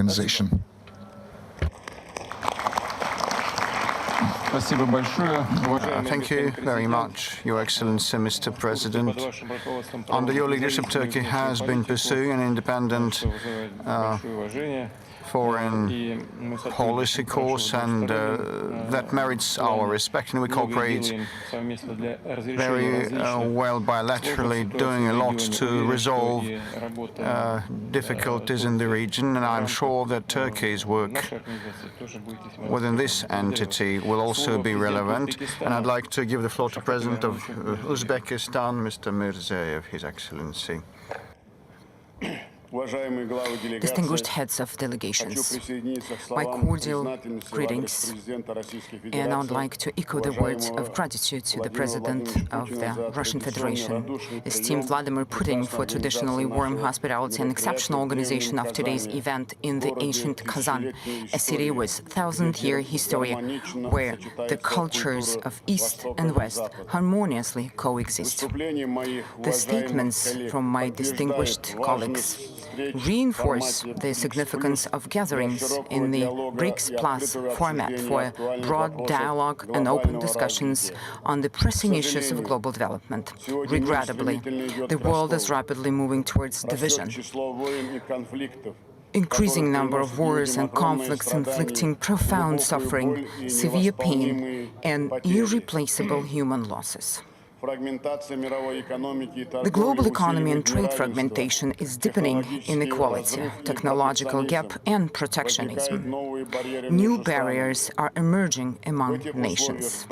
Under these conditions, BRICS, acting on the basis of the following principles: equality, non-alignment, mutual interest consideration, and respect for each nation's sovereignty and right to pursue its own developmental path, emerges as a reputable and dynamic formation for multifaceted cooperation and partnership.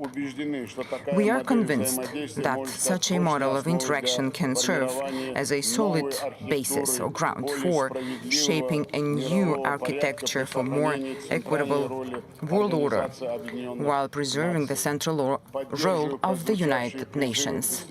I endorse the calls for achieving a global compromise through constructive dialogue, free from geopolitical rivalries, national egoism, and ideological prejudice. We believe that time has come to reform the world's governing institutions and expand a committed dialogue in the South-South and North-South formats. Esteemed participants of the summit, during the productive Russian presidency, Uzbekistan actively participated in the BRICS Youth Summit, sports games, legal and parliamentary fora, a high-level security meeting, and other events. Today, we are committed to further actively enhance partnership ties with BRICS countries. We will be efficiently taking advantage of new opportunities which are opening as part of this formation. We share the fundamental commitments of BRICS countries to develop cooperation in order to overcome the challenges of worsening global inequality and facilitate the inclusive economic recovery. This refers primarily to supporting national programs of developing countries aimed at tackling acute social and environmental challenges, reducing poverty, narrowing the technological gap and modernization of infrastructure. Multilateral financial institutions can and should play an important role in this regard. Uzbekistan intends to establish close collaboration with the BRICS New Development Bank to implement priority investment and social projects. We're also interested to expand practical cooperation in such areas as innovation, digital economy, green development, and energy. Barrier-free e-commerce. We intend to participate in joint projects of the BRICS Research Group on artificial intelligence to prevent possible risks and develop common management standards in this area. We're ready to join the BRICS Competence Center under the United Nations Industrial Development Organization, which is being formed, and also as the participants for proposed investment platform. We are particularly interested in participating in program for training specialists in the field of education, and also we intend to closely collaborate on strengthening transport connectivity, creating new transcontinental corridors, forming reliable logistics supply chain, and developing the coastal or cabotage transportation. We will also focus on ensuring food and energy security, healthcare, as well as overcoming the adverse effects of climate change. We welcome the development of business contacts with BRICS. We propose to consider the possibility of including all interested countries in BRICS Business Council. Dear colleagues, so for us, the priority remains in cooperation in BRICS space, are countering the threats and challenges of international terrorism. We must attack special focus, and we have to attach special focus to the prevention of radicalization and the spread of extremistic ideology, primarily among youth. Uzbekistan stands for broad cooperation, and we do share the concern regarding the escalating conflict in the Middle East. It is increasingly evolving into a potential flashpoint of global crisis involving neighboring countries and major world powers. We're heartbroken by unprecedented humanitarian catastrophe in the Gaza and Lebanon. No political objectives can justify innocent civilian victims, casualties, especially children. Today,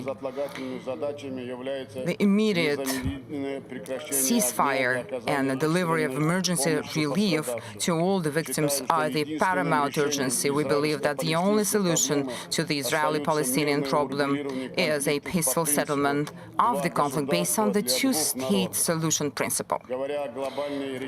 When it comes to global and regional security, we cannot overlook the problem of Afghanistan. Our common task is not to isolate, but help the people of Afghanistan and the de facto authorities of the country to address the pressing problems of socio-economic development, peace building, and prosperity. Distinguished participants of the summit, Uzbekistan is ready to engage in close and mutually beneficial cooperation with BRICS countries to achieve common goals of sustainable development. Thank you for your attention.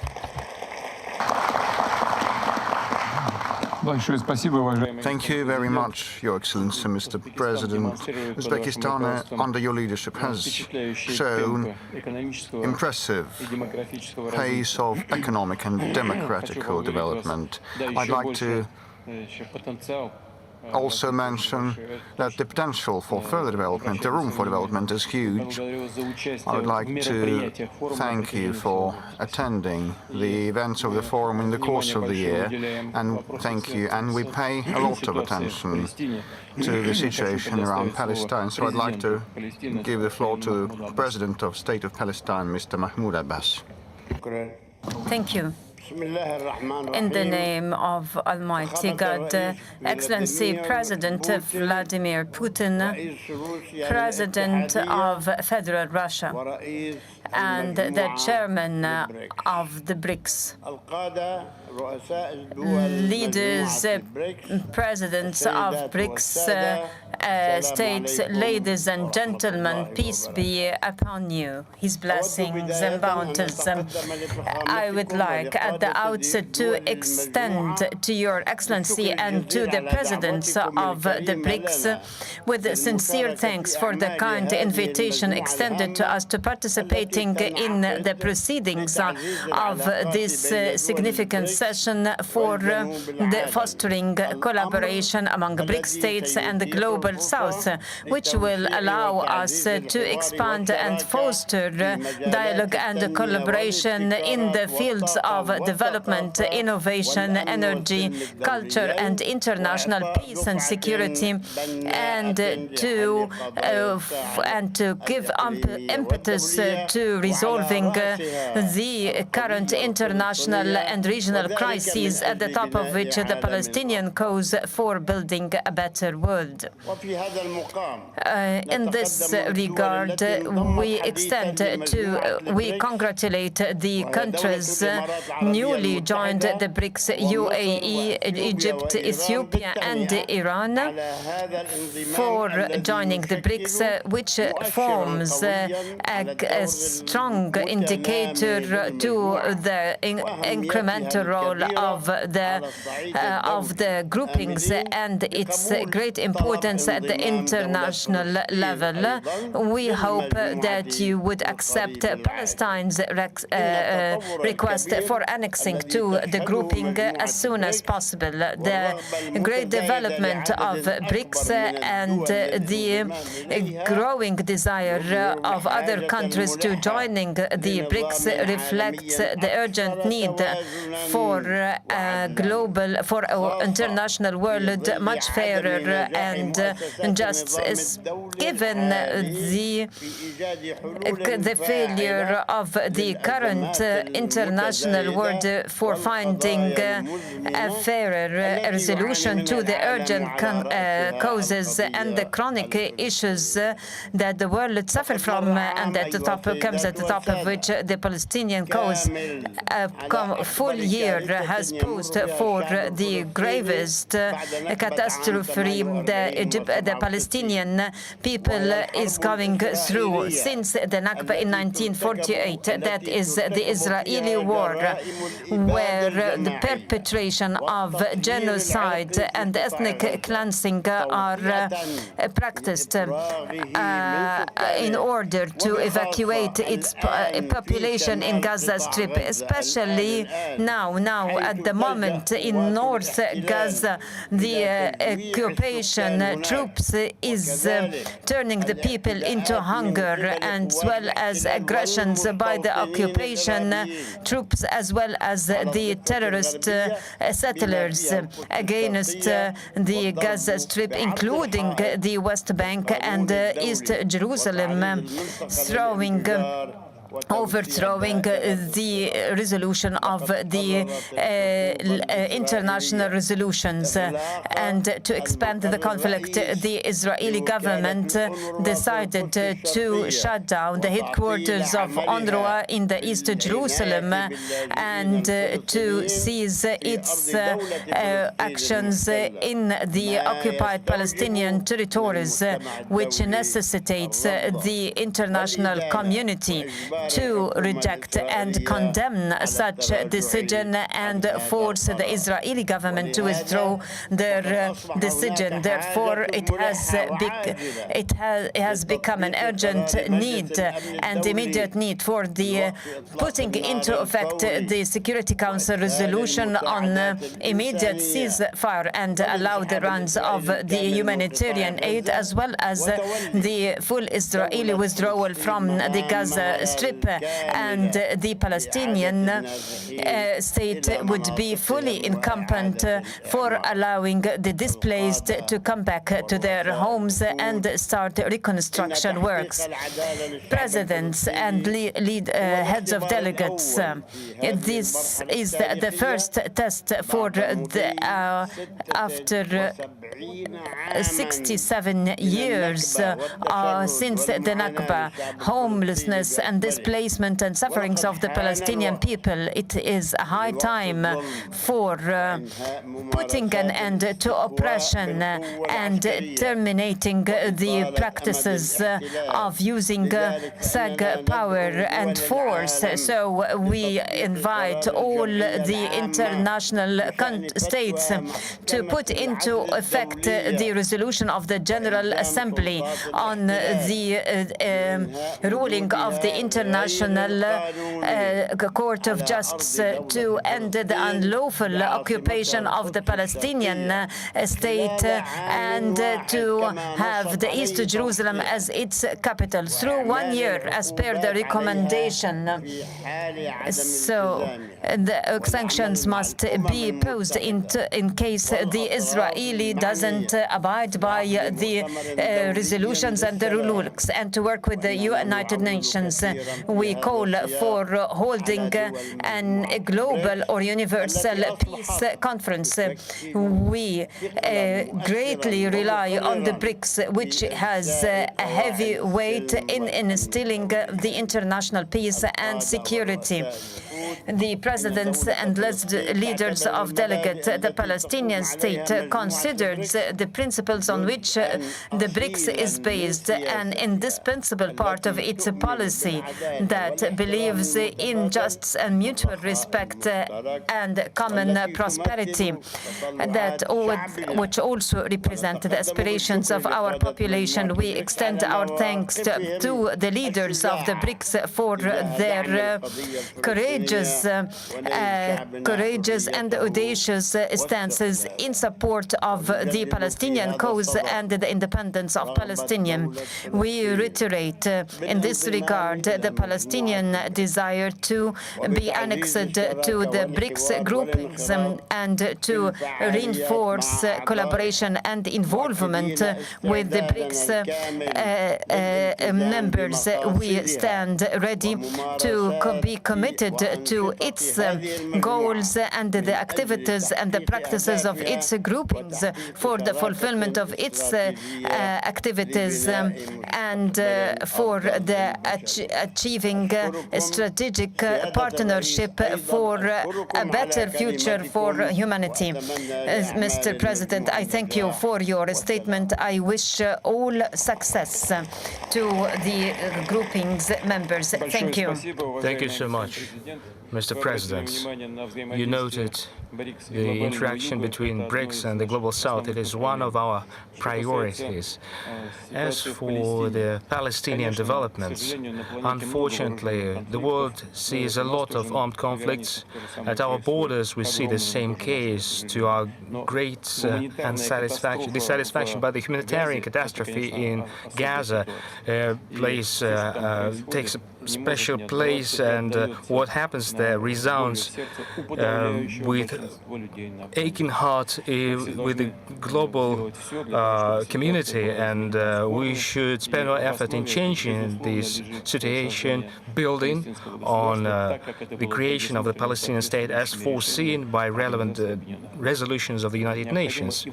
And these resolutions are to be implemented in full. Thank you so much for taking part in our today's session. Now, the floor is given to the President of Venezuela, Mr. Maduro.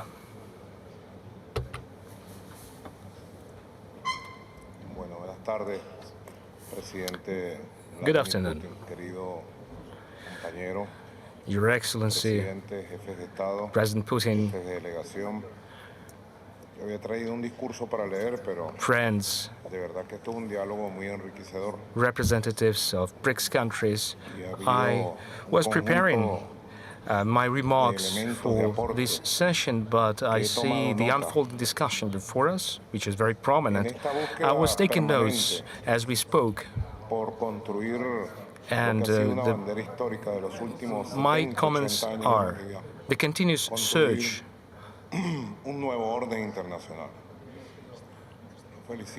for the ways to build a new world order over the last 60 to 70 years.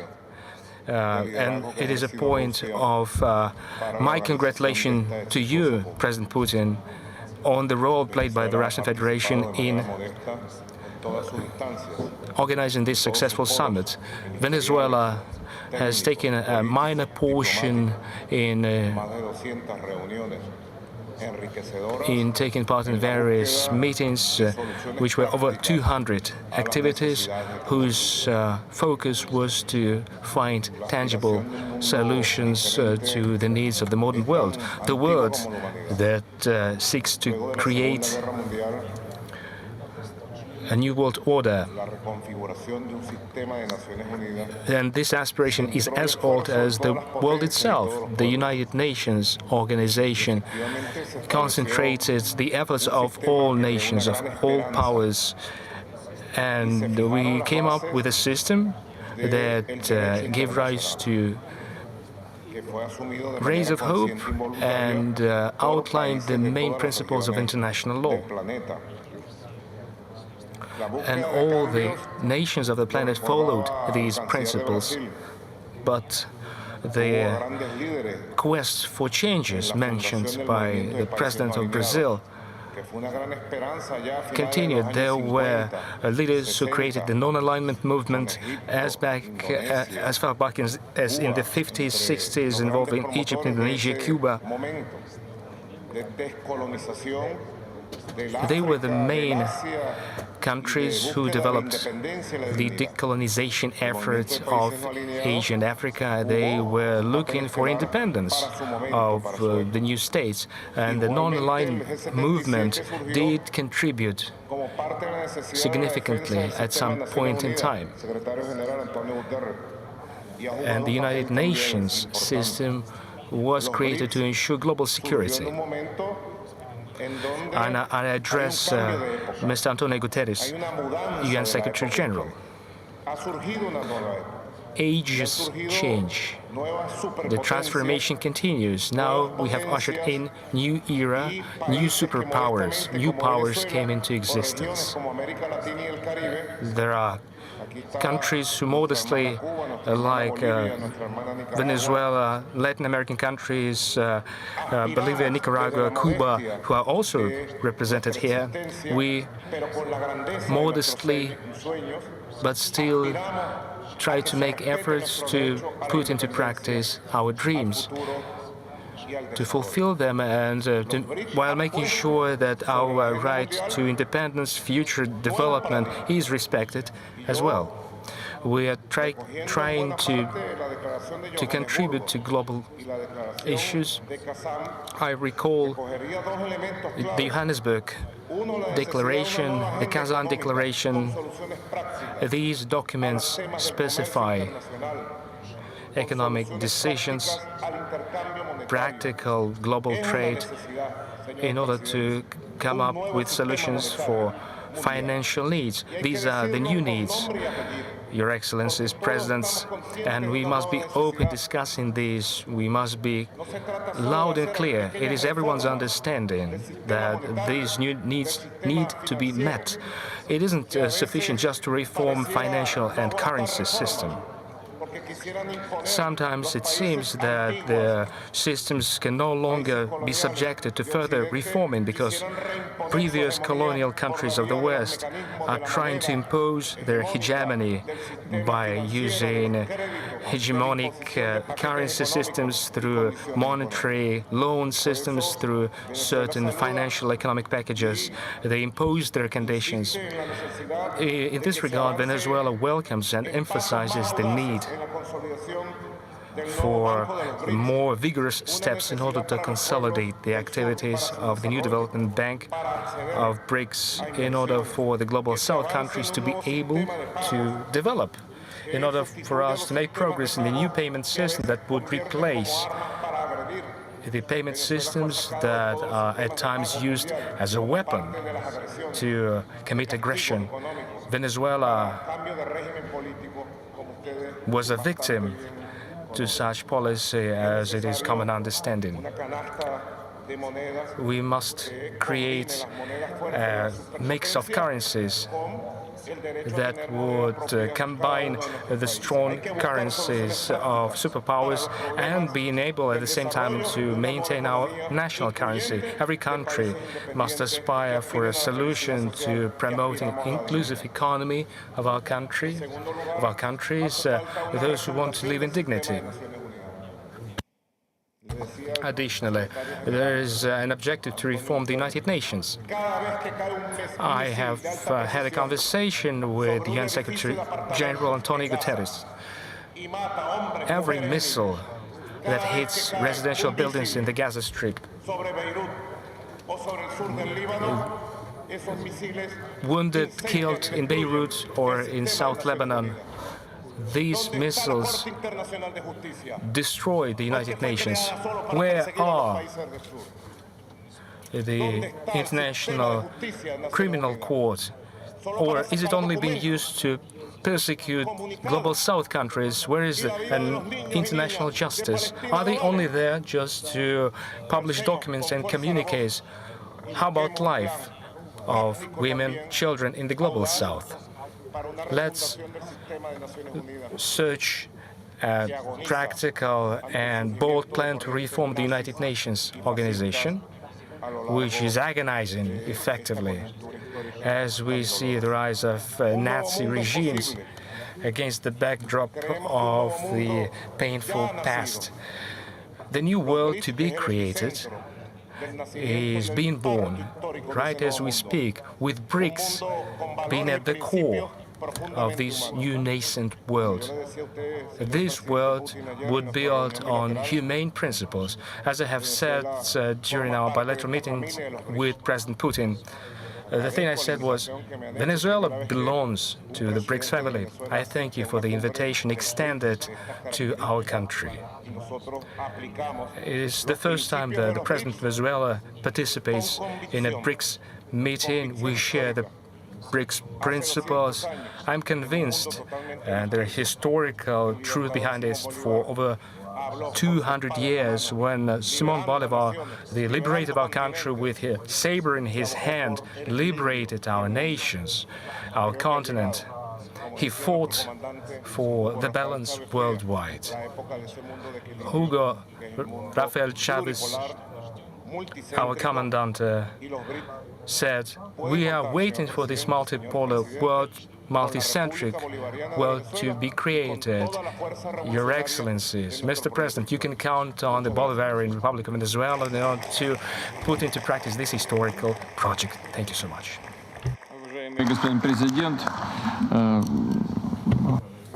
Thank you. Venezuela, under your leadership, continues the policy of Commandant Chavez to strengthen the national sovereignty. You demonstrate good rates of development. Last year, it was 5.5%. This year, we expect more than 7% of national growth. And I'm sure you're on the right track. And the legitimate government created under your able leadership after the election will do a lot to promote your country and promote cooperation with other countries too, within the framework and within the circuit of BRICS. Thank you so much for your speech. Now, the floor is given to the President of the Republic of Kazakhstan, Mr. Tokayev. Distinguished heads of state, Your Excellency, Secretary General of the United Nations, first and foremost, I would like to extend my sincere appreciation and gratitude to the President of the Russian Federation, Vladimir Putin, for his invitation for the excellent setting of the BRICS Summit in Kazan, which is a historical unique historical city of the Eurasian continent. Now BRICS is a global center of the global attraction. Practical interest is expressed by multiple countries who seek to have a mutually beneficial cooperation. BRICS has a strong potential for development. It brings together countries from different continents. It strengthens solidarity. It efficiently uses joint opportunities to the benefit of all participating countries. BRICS has both the resources and the experiences to build a future building on the principles of joint prosperity, mutual respect, and partnership. To Kazakhstan, Kazakhstan attaches a lot of importance to the fact that with every BRICS member state, we have truly friendly relations. I haven't a single doubt that the multilateral efforts of BRICS will contribute to the activities of the United Nations, which still represents an irreplaceable entity, being universal too.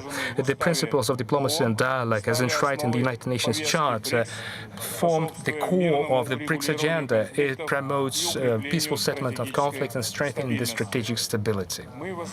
We highly appreciate the concept of Russia to come up with equal and indivisible security in Eurasia in order to reduce geopolitical tensions through strengthening mutual trust and cooperation.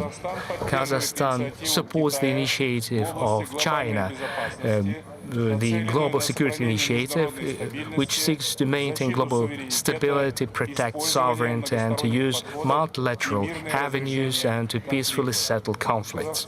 Kazakhstan generally supports China and Brazil's peace plan on Ukraine. Our country shares the concerns of participant countries of BRICS by the exacerbation in the Middle East, which resulted in multiple casualties and the humanitarian catastrophe. Our joint resolution of the root causes of the conflict, such as poverty, inequality, lack of education, are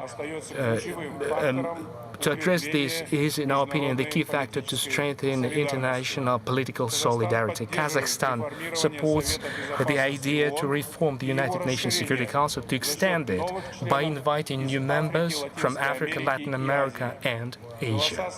The voices of the Global South countries are to be loud in addressing the issues of peace and security, and BRICS can play a pivotal role in this process while strengthening the representation of the so-called medium powers and developing economies in the global governance structure. Kazakhstan considers BRICS as one of the driving forces of the overall progress worldwide. We note with satisfaction the dynamic growth of the trade between Kazakhstan and the grouping countries.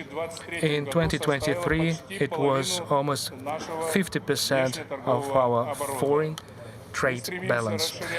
We seek to extend mutually beneficial cooperation in such areas as trade, investment, IT, technologies, critical minerals, food security, education, and tourism. Kazakhstan is ready for close cooperation in order to strengthen the transit and transport cooperation in the BRICS area. Our country attributes particular importance to further development of the initiative entitled One Belt, One Road and South-North International Transport Corridor, as well as is links to the Trans-Caspian transport route connecting Asia and Europe through Kazakhstan, through the Caspian Sea. It is a possibility to give additional impetus to foreign trade in the long run. Kazakhstan seeks to form lasting partnership relations within BRICS Plus format with a view to strengthening the energy security.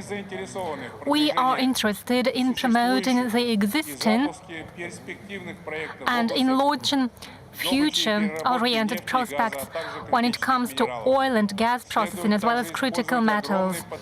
We should use the vast BRICS potential for overcoming the challenges related to climate change, such as extreme global warming and desertion. We are convinced that our BRICS efforts will make it possible to enhance the connectivity between North and South, eliminate imbalances between our countries, strengthen international security, and put in place conditions for a global process. Once again, I would like to assure you that Kazakhstan firmly intends to work jointly in the BRICS format in order to strengthen multilateral cooperation in the interest of a sustainable and secure development of states. I'm confident the BRICS Summit in Kazan will go down in history as an important milestone on our path to a better and juster world. I thank you for your attention.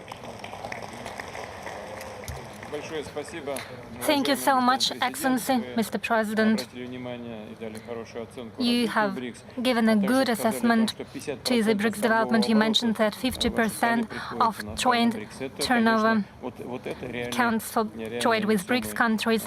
Those are real figures and real indicators of our cooperation. Logistics is very important. We attribute great attention to this factor, and we hope for active cooperation with Kazakhstan. And now I would like to give the floor to President of the Republic of Azerbaijan.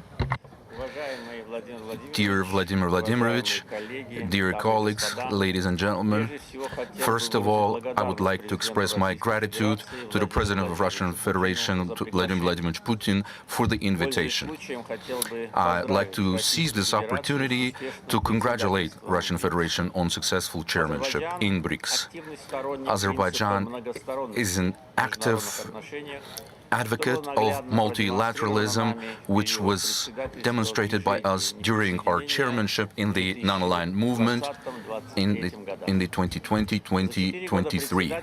During the 4 years of our chairmanship, non-aligned movement has made great strides towards its institutional development and solidified its stature within the system of international relations.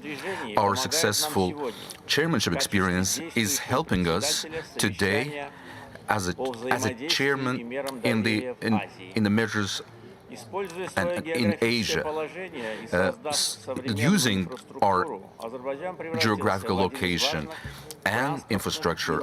Azerbaijan has become one of the most important hubs in Eurasia. North, south, and crosses our territory, and all the segments of this transportation corridor are operating successfully. For the time being, given the drastic increase in cargo shipment across our territory, we're making new investments to expand the handling capacity of those corridors. Next month, Baku will be playing a host to largest international climatic conference, COP29. Unanimous decision of nearly 200 countries regarding hosting by Azerbaijan of the COP29 is a testament to support of our policies and to the confidence.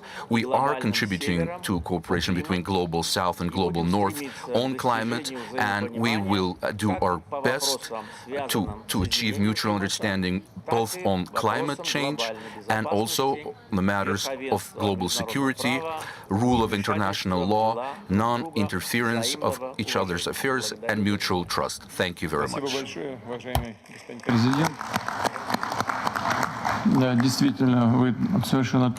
Thank you so much. As you have pointed out, quite rightly, the role of Azerbaijan in the development of logistics corridors is extremely important. But not only that. Bearing in mind the growing trade volumes with Russia and other BRICS states, I believe what President of Kazakhstan has just mentioned also is very important. I would like to wish you all the best. Thank you so much, and now I would like to give the floor to President of the Republic of Congo, His Excellency Mr. Denis Sassou Nguesso. Monsieur Vladimir Putin, Président de la Fédération de Russie. Your Excellency Vladimir Putin, President of the Russian Federation and acting chair of BRICS Plus, Excellencies, heads of state and government, distinguished participants of the summit, ladies and gentlemen.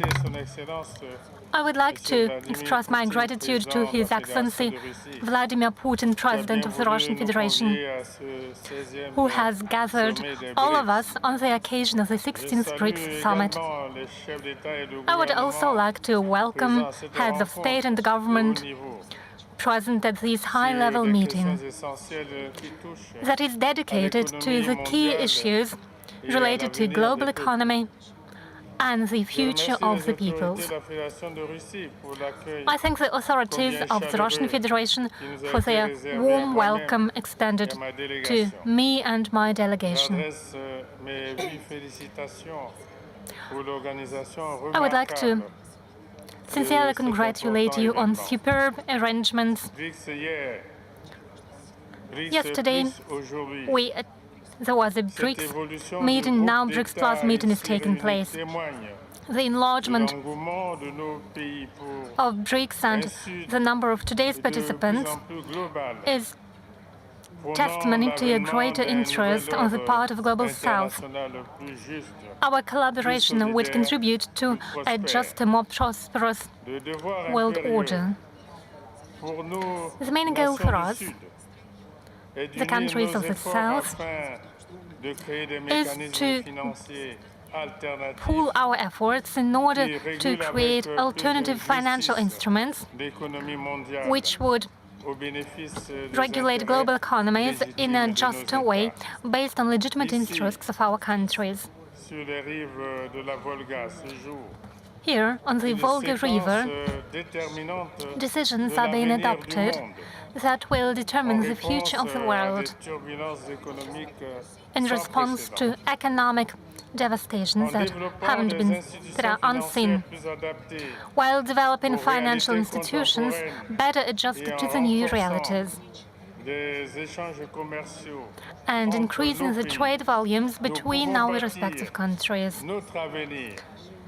That's how we'll be able to build our future based on a better, more independent and resilient economy. This attitude implies reform and adjustment of international financial institutions to make sure they better reflect the current economic realities and take into consideration the legitimate aspirations of our peoples. My country, the Republic of Congo, fully shares the aspirations of BRICS Plus countries, particularly when it comes to peace on the planet, general progress, and constructive multilateralism. While being aware of the growing importance of economic and political cooperation between the countries of the South, the Republic of Congo shows particular interest to the goals that had been outlined by the BRICS Plus countries, that is, contributing to inclusive and sustainable development, as well as making active contribution to the successful implementation of this important mission. Apart from having similar economic interests, our countries share common culture. It strengthens friendship between our nations. It is in this spirit that the Republic of Congo calls on implementation of joint initiatives in the field of education and culture. This would enrich the intercultural dialogue. Apart from that, my country is in the heart of the Congo River Basin. For more than half a century, have we been protecting the environment as part of our fight against climate change. I call on you to deepen our cooperation in the interest of preserving the ecosystems and biodiversity. In this context, the Republic of Congo has put forward for consideration of the UN General Assembly a resolution dedicated to the World Decade of Reforestation in order to underscore the important role played by the forests for climate regulation. I call on BRICS Plus countries to play a leading role in this fight for survival of the entire humanity. I welcome your efforts aimed at protection of the environment and reduction of greenhouse gas emissions.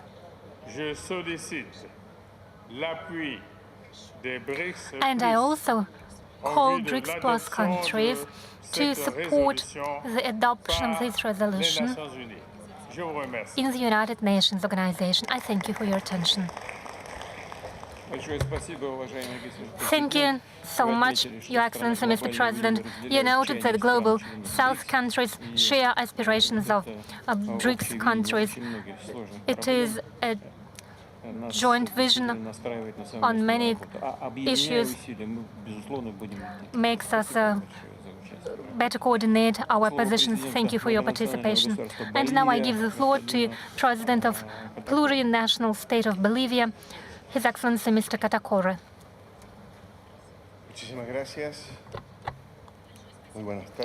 Thank you so much. Good afternoon.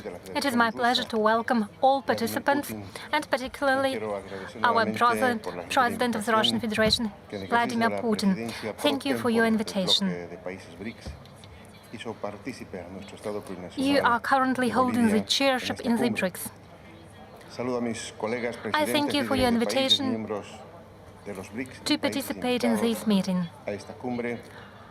I welcome BRICS leaders and heads of participating countries.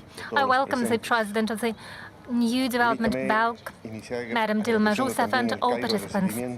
At the outset, I would like to express my gratitude for your warm welcome in Kazan and the hospitality extended to my country. It is a great honor for Bolivia to take part in this forum. It shows that we are able to establish a new multipolar world order that would be better balanced and more just for the entire humanity. Bearing in mind the similarity and the commitment of Bolivia to the goals outlined by your countries,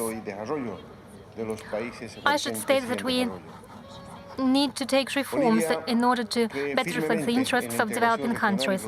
Bolivia is firmly convinced that global integration is needed. It is the most important mechanism for joint development. We share the vision of a better global governance, and it brings us even closer to BRICS. Today is a milestone. It is a very important day in the history of global economy. It is a day of hope when we see how well BRICS is symbolized by many colors of the flags of all founding countries, and it is even better reflected in the motto of today's day. It is a new day, it is a new chapter. It means that Bretton Woods institutions established in 1945 has expired. It was an era of prosperity of the West. They used dictatorship of the dollar in order to subordinate and ensure dominance over Asian, African and Latin American countries, and thus to contain the periphery. We see a new day because the trend is irreversible. It is a path to multilateralism. Que además representa culturas milenarias mancilladas por el horror de la guerra, la destrucción y el hambre de su gente, sin respeto alguno por los tesoros en las artes que poseen ni de sus bellos entornos naturales a veces convertidos en páramos por solo la ambición del control y la explotación de los recursos naturales estratégicos. Pese a ello, due to the use of natural resources. Despite this, these peoples have a cultural heritage which makes us even stronger. Peoples of the world have spent many years under control of and hegemony of the unipolar world order after the attempt to build a bipolar world order has failed. Today we see that multipolar world order is emerging, and it will control the economic relations on the planet. The situation on Mother Earth has reached its limits, and we are now facing a risk of the very survival of Mother Earth due to irrational arms race and concentration of wealth in the hands of a small group of countries. Daily, they produce even more strategic weapons in order to maintain their dominance, while inequality between the rich and the poor is exacerbating. The world is aware of this reality. Therefore, multipolar world order is an expression of the will, the interests of those people who have been punished by such illegitimate actions as neocolonialism, blockade of Cuba, and attacks against Palestine, as well as infringement on the rights of people who are denied their right to self-determination. We need to remember that Bolivia has presented has expressed its interest, has presented its claim against the crimes committed by Palestine in the case between South Africa and Israel in the International Court of Justice. We reaffirm our commitment to the interests of Palestine in the Middle East. We shouldn't forget about the steps aimed at destabilization and attempts to commit coup d'etats in countries who are potential victims of Western powers, those who seek to control the world since 1945. I'm talking about Venezuela and its oil, Bolivia and its lithium, as well as Honduras and Colombia, due to their geostrategical position, to mention just Latin American countries. Apart from these big problems, these macro problems caused by unilateral world order, the Russian Federation, as chair in the BRICS, promises that its actions will be aimed at promoting the entire range of cooperation on three pillars: politics and security, economics and finance, as well as cultural and people-to-people contacts. These words mean that we, the peoples, are not only statistical data. We are not a backstage or backyard. We are the peoples and the nations with our own history and our own culture. Nonetheless, under the current circumstances, we understand that changes should not be dictated by someone. They are part of an entire general process. And we need such a reform that was mentioned during the meeting of the Minister of Foreign Affairs of BRICS that took place on the 10th of June this year. 54 points during that meeting draw a picture of the actions that should be taken, aside from economic cooperation. They also reflect a common point of view. We believe it is necessary to build an international multilateral system that is more flexible, more effective, more representative, more legitimate, democratical, and responsible, which would allow the participation, a more effective participation of developing countries and less developed countries in order to grant them the possibility of choice that they're deprived of at the moment. Today, the economical force is shifting from transatlantic to the Pacific region. But global governance institutions stay focused on the global north, because these institutions play a decisive role during the decision-making progress and the decision of sanctions on trade, the energy supplies, and food security. This has to change. In line with this, the plurinational state of Bolivia supports reform of such bodies as the UN Security Council, the World Bank, and International Monetary Fund, which have to adapt to the reality for a just and representative basis. All demands have to be taken equally and have to take into account all the pillars of power. We support the reinforcement of the new Bank of Development, which is a key structure for financing the projects of developing countries such as Bolivia in order to achieve a fairer world. Global threats and challenges of capitalism that we're facing today require the unification of forces and solidarity of the majority of world countries who represent the global south today. We are convinced that thanks to the potential of our countries, and with the support of BRICS countries, we will manage to stimulate the transformation of economy and global governments in order to reinforce the establishment of mutually beneficial development based on great achievements in technology, science, digital connections, and renewable energy sources. Bolivia is a country rich in mineral sources, natural resources. We're the first in supplying lithium. We have natural gas, traditional minerals, and rare earthly elements. We're going through the process of industrialization, and our participation in BRICS is aimed at mutual benefit of all the participations of this process. I believe that this meeting in Kazan will map out a new momentum in history, where many countries, there are attempts to enslave them, and depending on different conditions, we will try to map out our aspirations, the process of development, to gain back the sovereignty of our countries without any interference, with the right to self-determination,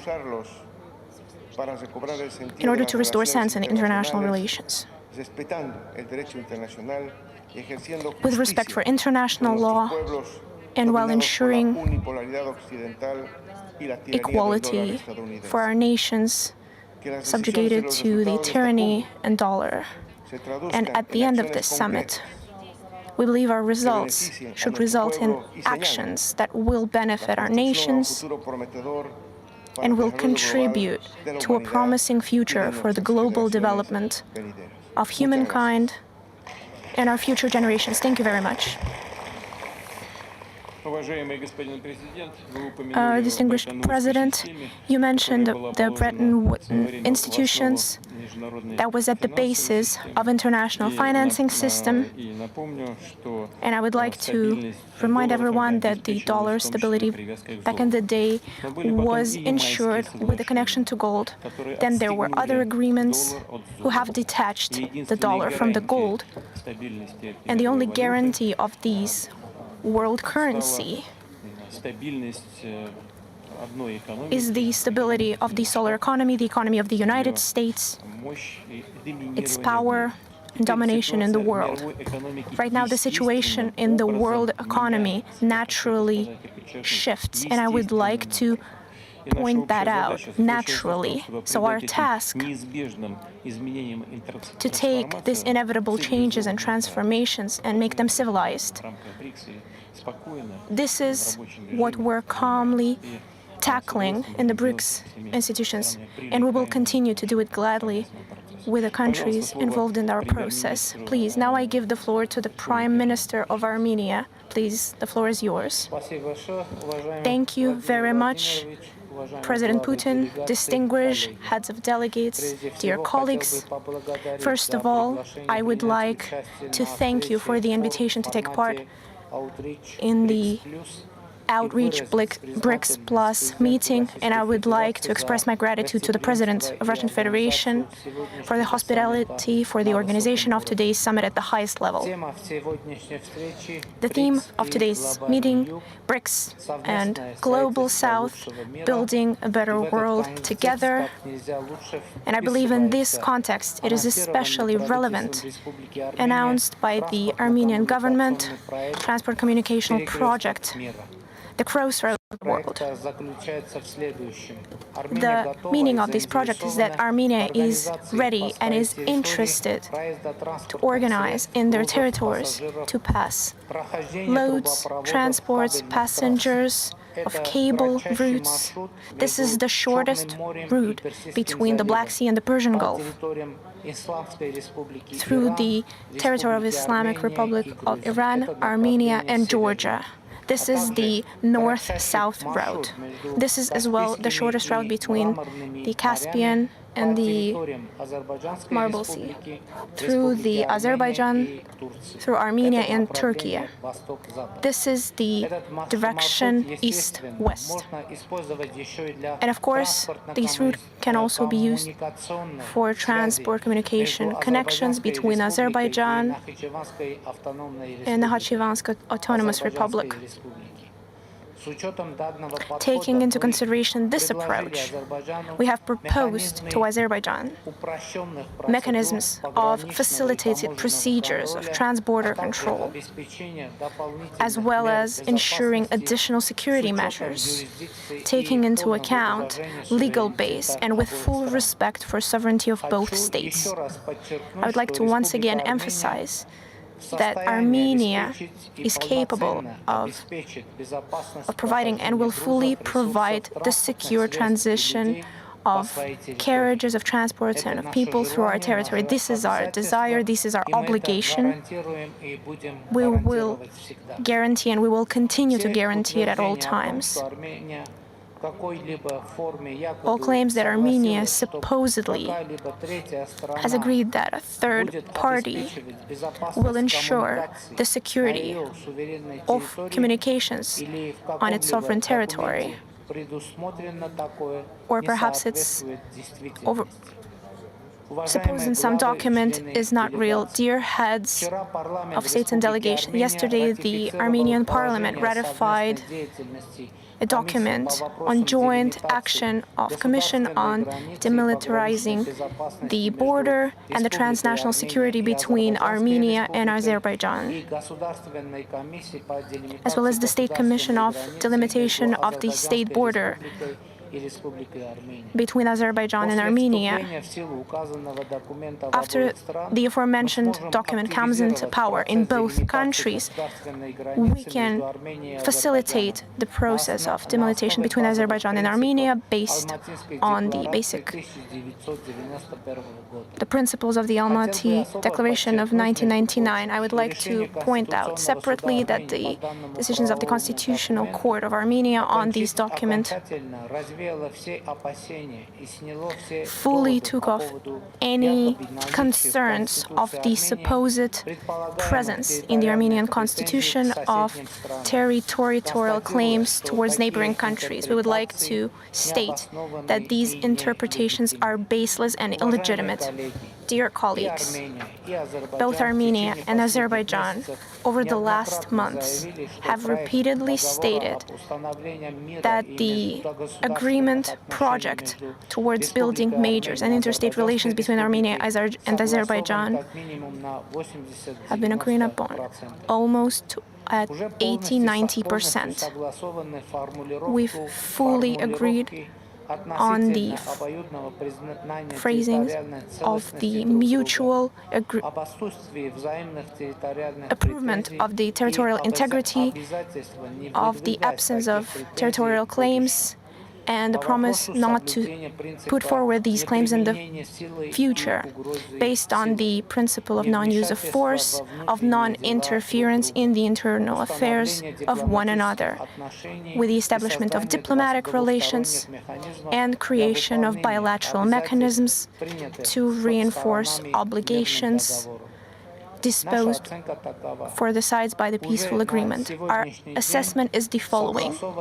As of to date, the project that has been agreed upon already formulates, addresses, and solves all the principal issues necessary to ensure a steady basis for peace and normalized relations between Armenia and Azerbaijan.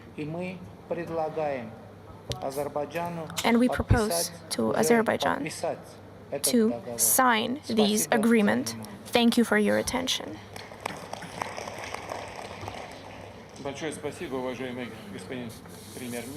Thank you very much, Mr. Prime Minister. You've just mentioned the logistical project. I believe this is a very important area of cooperation in the region, and it is of especially great importance that you positively assess to enforce these projects with Azerbaijan and other countries of the region, which over the last years we've spoken at length about. And I would like to point out that the process of remarcation and delimitation of borders, and I believe this is a great path toward peaceful agreement. And this is the goal of our meeting today, to exchange our point of view with the President of Azerbaijan. So I believe this is very in line with our work today. Thank you very much for your address. I now give the floor to the President of Kyrgyzstan, Mr. Zhaparov.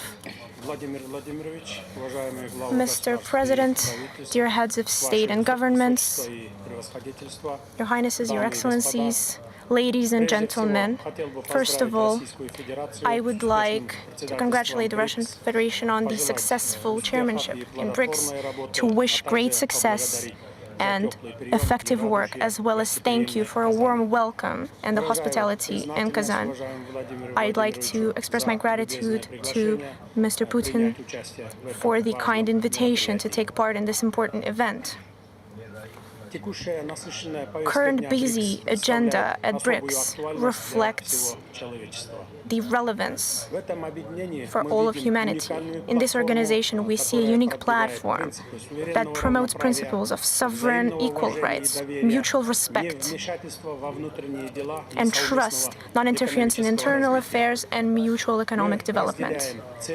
We share goals and principles of BRICS activities on allowing possibilities for economic and social growth, development of entrepreneurship, promoting digital technologies, putting forward innovational and ecologically clean technologies, as well as solving climate challenges. I would like to add that this is fully in line with the Sustainable Development Goals integrated in the Kyrgyzstan's NDS until 2040. Dear friends, after the decades of globalization and integrational processes, the modern world community is seeing the geopolitical and economical fragmentation. Has the world become more secure, stable, and prosperous? Of course, the question is a rhetorical one. We see today the domination not of the international law, but the right of might. Each year, we see the new lines being drawn, lines of separation. We see higher finances on arms that could be forwarded towards prosperity and towards overcoming economic inequality. Select countries continue to get richer while deterring international trade and manipulating the financial system, which causes great damage to smaller, economically vulnerable countries. Despite the current difficult geopolitical position in the world, Kyrgyzstan does everything in its power for sustainable development, has already achieved attainable progress in this area, especially thanks to mass reforms. The economy of our country over the last years is developing steadily, despite unfavorable external factors and difficulties on the world markets. Over the last 3 years, the economic growth has amounted to about 7%. Our experience is a testament that with the right viewpoint, with the political will and good governance, even smaller countries with restricted resources could attain great economic results. We believe that cooperation in combating climate change is especially relevant, and it is especially present in the mountain ecosystems. Climate change, the destruction of ecosystems, and pollution disproportionately affect countries located in the mountains. At the initiative of Kyrgyzstan and with the wide support of mountain countries, we're releasing the 5 years of action for the development of mountainous regions for 2023-2027, adopted by the UN General Assembly. Another one of our initiatives is ensuring a new global dialogue on climate change as an annual event within the UN framework on climate change and forming a discussional group for mountain partnerships. Allow me to take this chance to support the initiatives of Kyrgyzstan's side. Ladies and gentlemen, Kyrgyzstan pioneers for just non-discriminatory international world order, common access to the well-being of world economy and modern technologies. External trade should fully serve the sustainable development goals. I believe that working out alternative mechanisms of trans-border payments, new financial instruments, using new digital possibilities, the bettering of payment infrastructure will work towards the growth and effective trade in regional and global scale.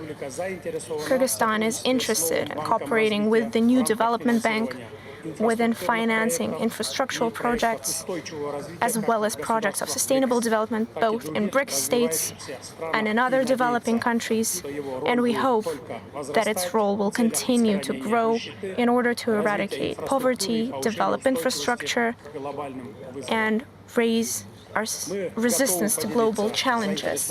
We're ready to share with all those interested participants and partners within our BRICS Plus format. We're ready to share our best experience, to develop digitalization's infrastructural projects in the shift towards a greener economy. Especially high appreciation should be given to the scientific educational cluster of BRICS. We see great perspective in developing culture and art cooperation within this format. We're ready to join the development of this important area and to cultural exchanges. In order to democratize international relations, I would like to share following thoughts. First, in order to ensure stable peace in the interest of future generations, we cannot allow the blockage or the division of states for our own and someone else.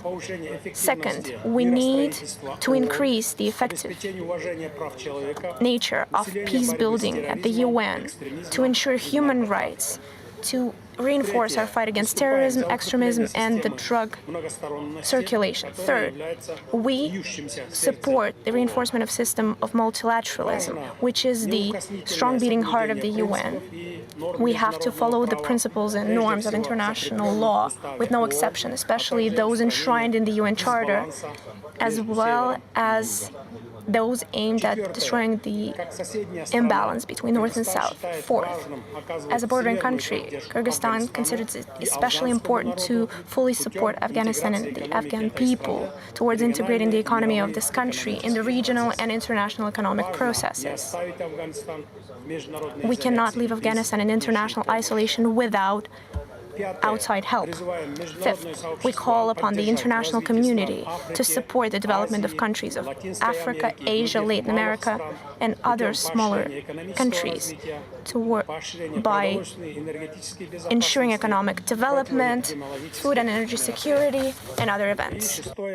Number 6, being a mountainous country at the heart of Central Asia, Kyrgyzstan has been advocating for the universal and comprehensive mountainous development agenda at the global stage. Ladies and gentlemen, in closing, I'd like to note that we highly appreciate the operation of BRICS group, and we're ready to contribute to the best of our ability to resolve the above-mentioned and other key issues on the agenda of BRICS. We confirm our aspiration to pursue and consolidate versatile cooperation with all the participating countries. The Republic of Kyrgyzstan states that it is interested to work closely hand in hand with BRICS nations and is determined to jointly develop bonds of friendship for the benefit of our peoples. Thank you very much for your kind attention. Your Excellency, Mr. President, you have mentioned the right is might, or the fist right, as it's also called, well, applied by some nations in economic or political affairs. It causes the backlash, the backfire. So, and that would, consolidate the use of the fist, the right of fist. But BRICS advocates for improving the status of international law instead. With regards to Afghanistan and mountainous nations and their susceptibility to climate change, we know about your concerns, and we mentioned that on many occasions, and we also talked about that with the President of Tajikistan, to whom I'd like to give the floor now. The countries adjacent to Afghanistan acutely feel what has been happening in this region and around that country. Over to President of Tajikistan, Mr. Rahmon.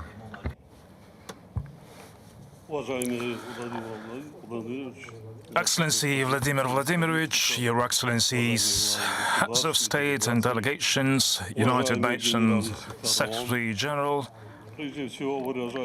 I would like to begin by expressing gratitude to the President of the Russian Federation, His Excellency Vladimir Vladimirovich Putin, for taking the initiative to hold our meeting. In light of the current international situation, I believe that the theme of our meeting today, building a better world together, is particularly relevant. It seems clear that the goal it set forth can be achieved only by strengthening equal government-to-government cooperation and by encouraging other countries to work together to build a more fair world order. At the same time, we should take the necessary measures in line with our commitment to the universally recognized norms and principles of international law. In light of the pressing global challenges, there is a need to consolidate our efforts to ensure enduring peace, overall security, genuine stability and sustainable development. Accordingly, during the recent session of the United Nations General Assembly, I proposed the international community to adopt a special resolution entitled "A Decade of Strengthening Peace for Future Generations." We earnestly seek and count on your support of this initiative.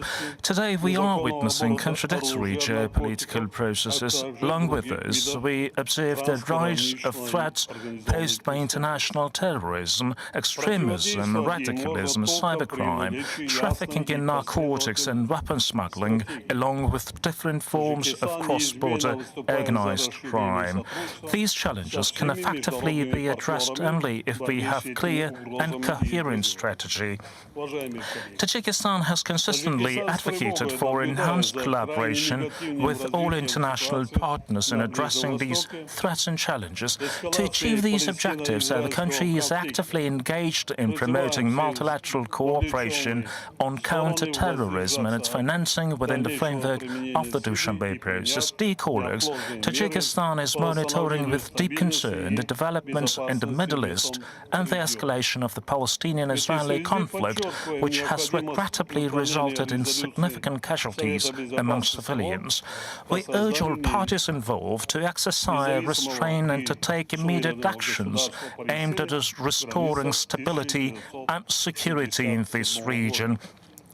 We, in this context, emphasized the necessity of implementing the resolution of the United Nations Security Council on the establishment of an independent and sovereign state of Palestine within the borders of 1967.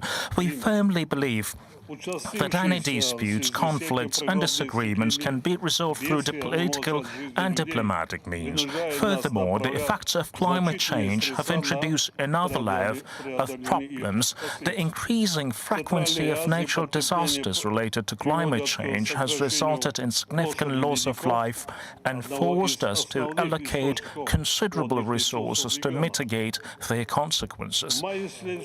In Central Asia, the phenomenon of warming is leading to a reduction in the area of glaciers, which are a primary source of water resources in the region. In accordance with the UN General Assembly resolution, our country intends to hold a high-level international conference on glaciers preservation in Dushanbe in May 2025. We extend an invitation to your countries to participate in this important event. In this context, drought represents one of the most pressing global challenges, exerting a detrimental deep effect on all our countries, including the Central Asian region. Dear colleagues, instability in the global environment exerts a direct influence on the socio-economic growth of developing countries.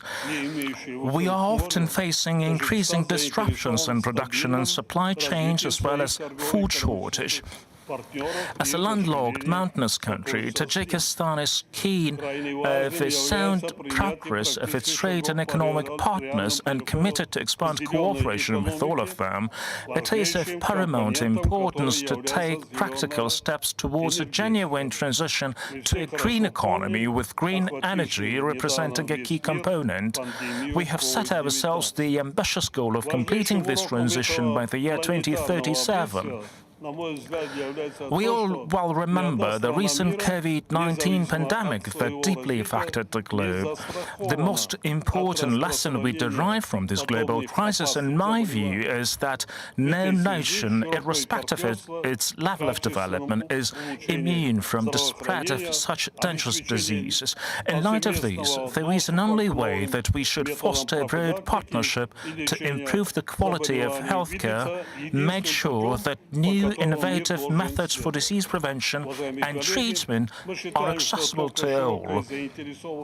Distinguished colleagues, it is our conviction that only through comprehensive and active engagement we can ensure conducive living conditions for future generations in our shared home called planet Earth. The principal key of attaining this laudable objective is continued promotion of a dialogue among civilizations, and we must strive for greater mutual understanding and respect among diverse communities, facilitate growth and mutual enhancement of our distinctive, unique natural cultures, and building truly friendly relationships. In conclusion, I'd like to note that in terms of influence on global processes and in terms of potential, the countries of the global south are fully capable to mobilize efforts for the sake of building a better world together. I thank you for your attention, and I thank His Excellency Vladimir Putin for his kind and generous invitation to take part in this very important event.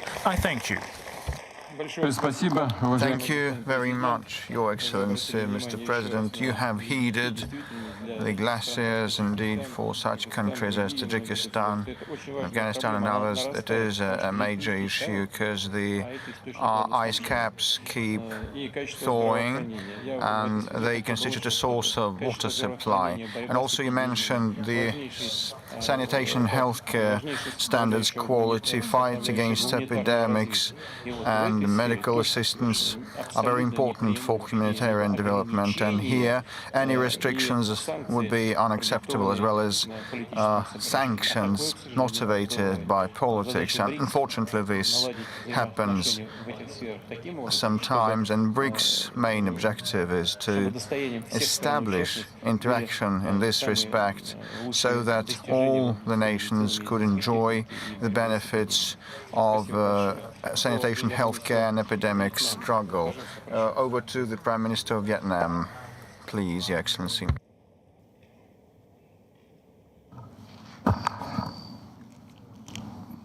Your Excellency President Vladimir Putin, Excellency leaders, distinguished delegates, I would like to sincerely thank President Putin for inviting Vietnam to participate in the BRICS outreach.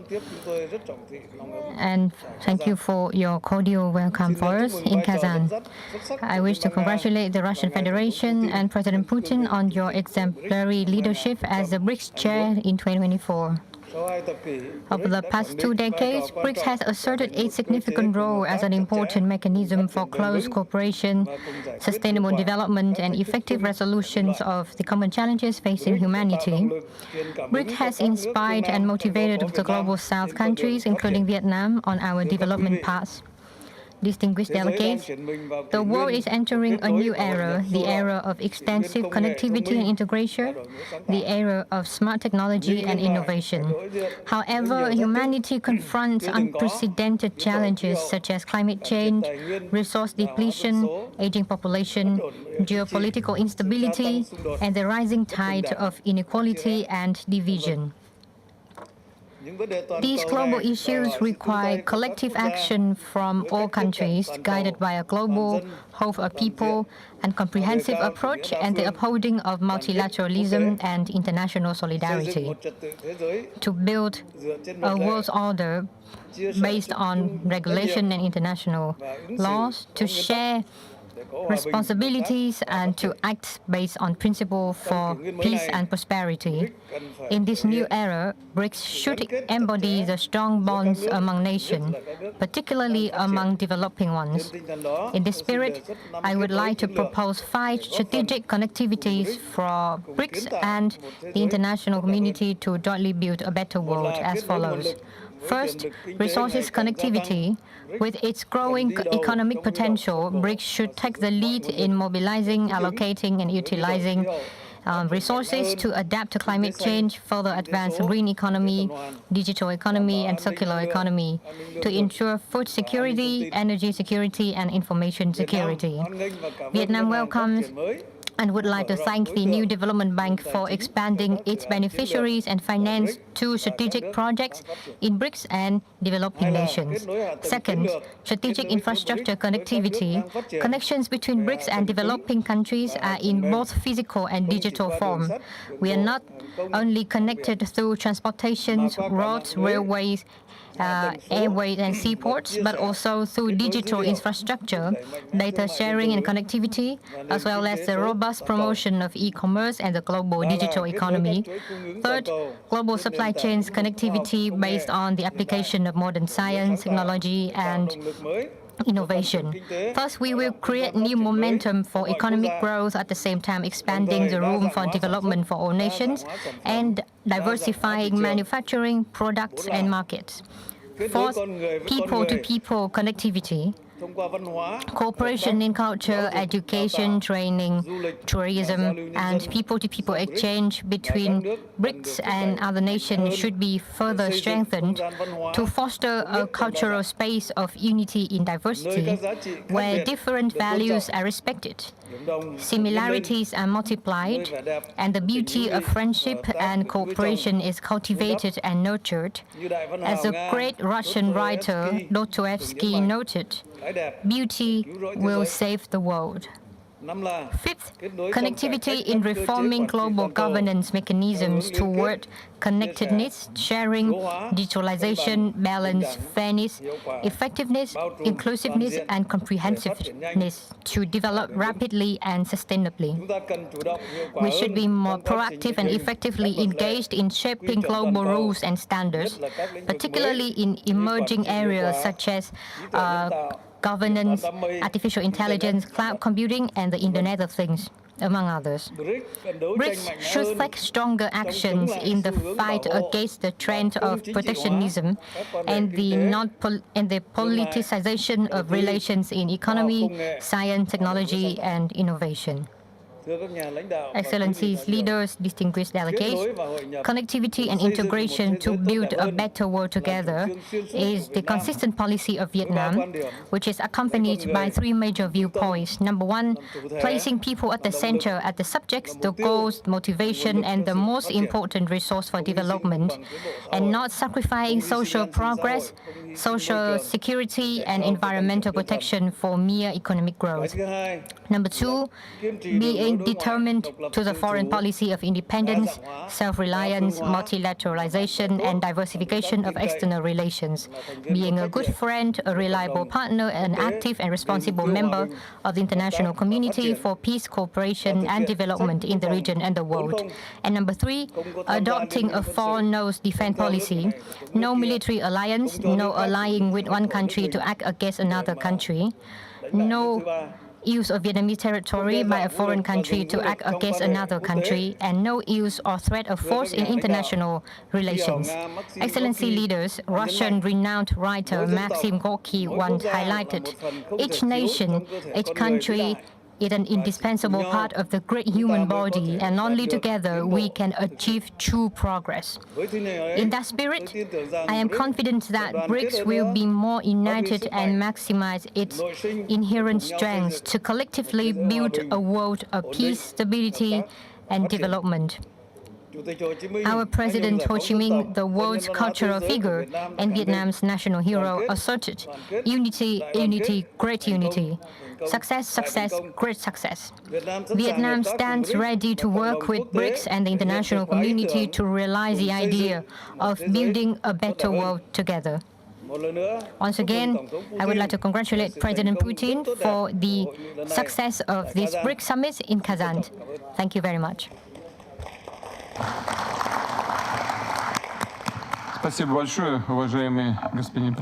you very much, Your Excellency, Prime Minister. You have mentioned a number of very interesting points, but I'd like to flag one in particular. You mentioned the shared values of the BRICS nations. This is true. We treat the participating countries' traditions with respect, as well as the creeds typical of these nations and the cultures. That all of these underlie our success. Thank you very much, and I with pleasure yield to President of Turkmenistan, Mr. Berdimuhamedov. Your Excellency, the floor is yours. Thank you. Distinguished heads of state, ladies and gentlemen, first of all, I'd like to thank the President of the Russian Federation, the esteemed Vladimir Vladimirovich Putin, for the hospitality and, of course, the warm welcoming. Turkmenistan is participating in the BRICS Summit Plus outreach for the first time. We thank you for the invitation to such a representative event, and we see this as a sign of respect towards Turkmenistan. As is known, Turkmenistan takes an active part in the efforts of the international community aimed at achieving and affirming the principles of cooperation, mutual respect, and consideration of interests in the world. Our country used its neutral status to advance the peacekeeping agenda, ensure global and regional security, foster a culture of equal dialogue, trust, and predictability in interstate relations. An essential component of Turkmenistan's foreign policy is the application of the neutrality model and preventive diplomacy tools to prevent conflict situations and eliminate their underlying causes. We are convinced that in the current conditions, the basic principles of neutrality are objectively in demand, and with the support of the international community can bring real benefits in ensuring global security. As a responsible state, in this regard, our country has put forward several significant prospects, and we considered important the headquarters in Ashgabat, International Center for Preventive Diplomacy Regional Center, and of course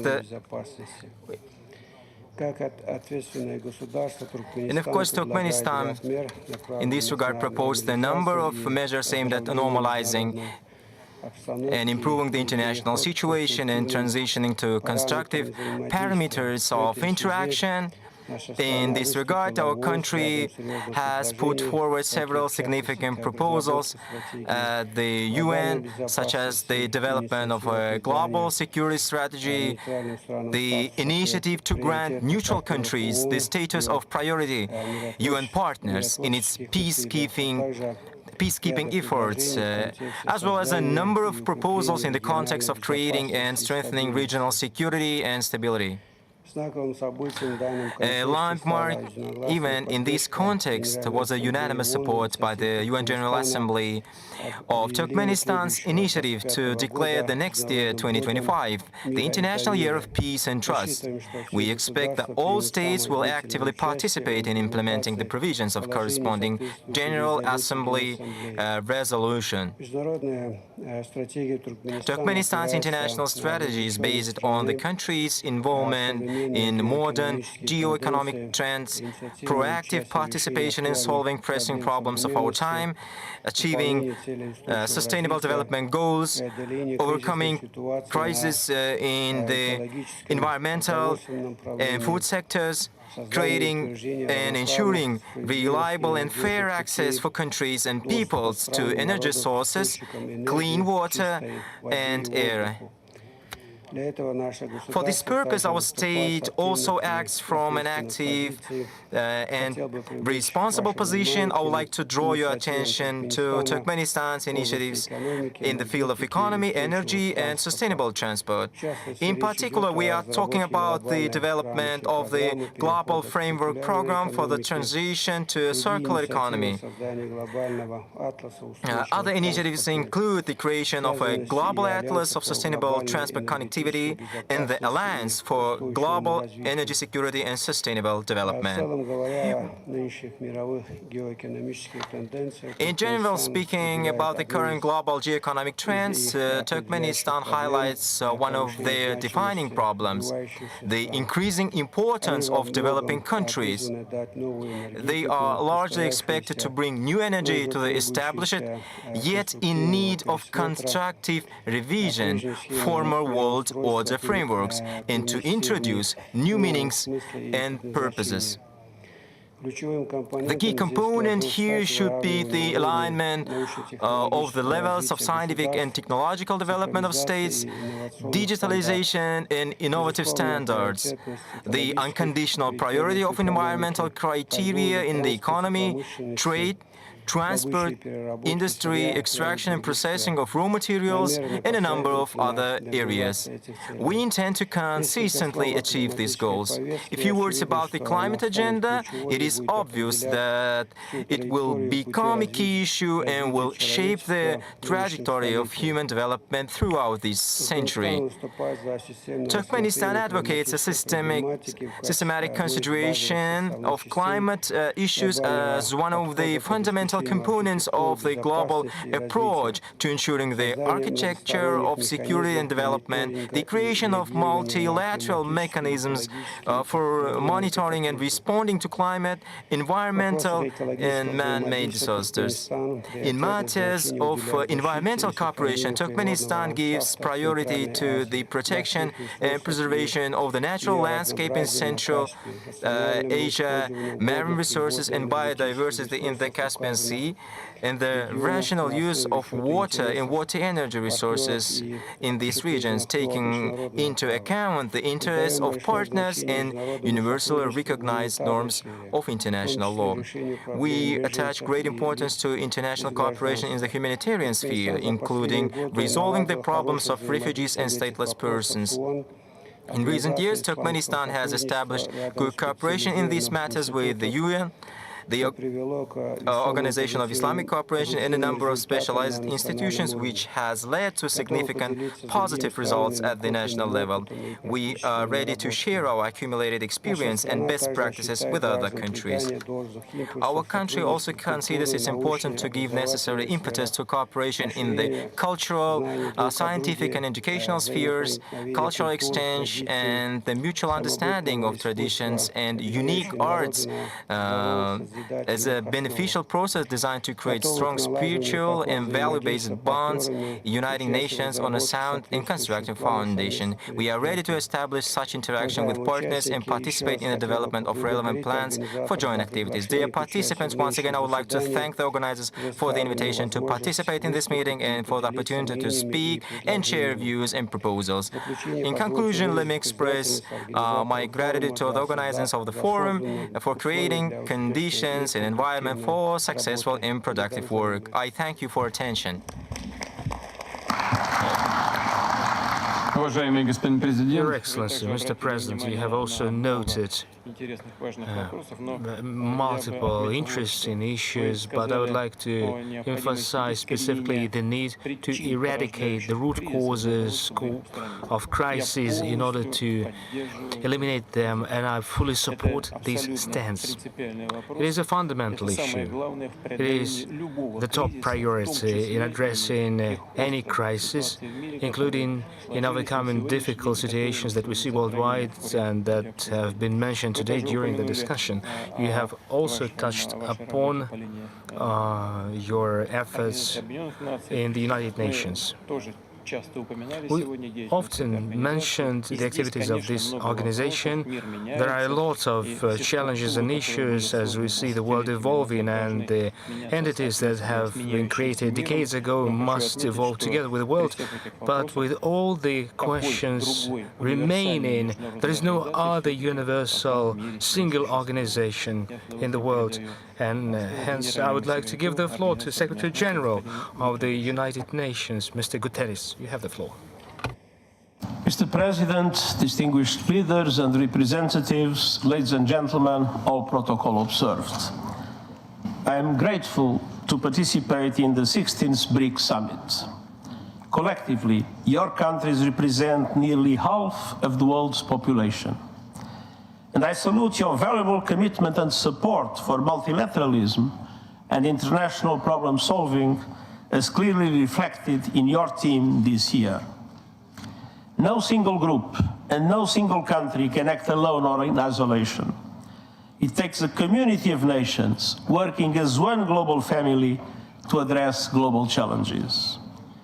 Challenges like the rising number of conflicts, the devastation of climate change, pollution and biodiversity loss, rising inequalities and lingering poverty and hunger, a debt crisis that threatens smoother plans for the future of many vulnerable countries, the fact that fewer than 1/5 of the Sustainable Development Goals are on track, a growing digital divide, and the lack of guardrails for artificial intelligence and other frontier technologies, and the lack of representation of voice for developing countries at global decision-making tables, from the Security Council to the Bretton Woods system and beyond.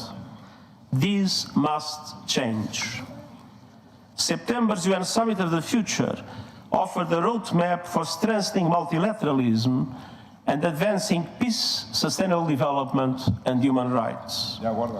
I see 4 areas for action. First, finance. Today's international financial system is not offering many vulnerable countries the safety net or level of support they need.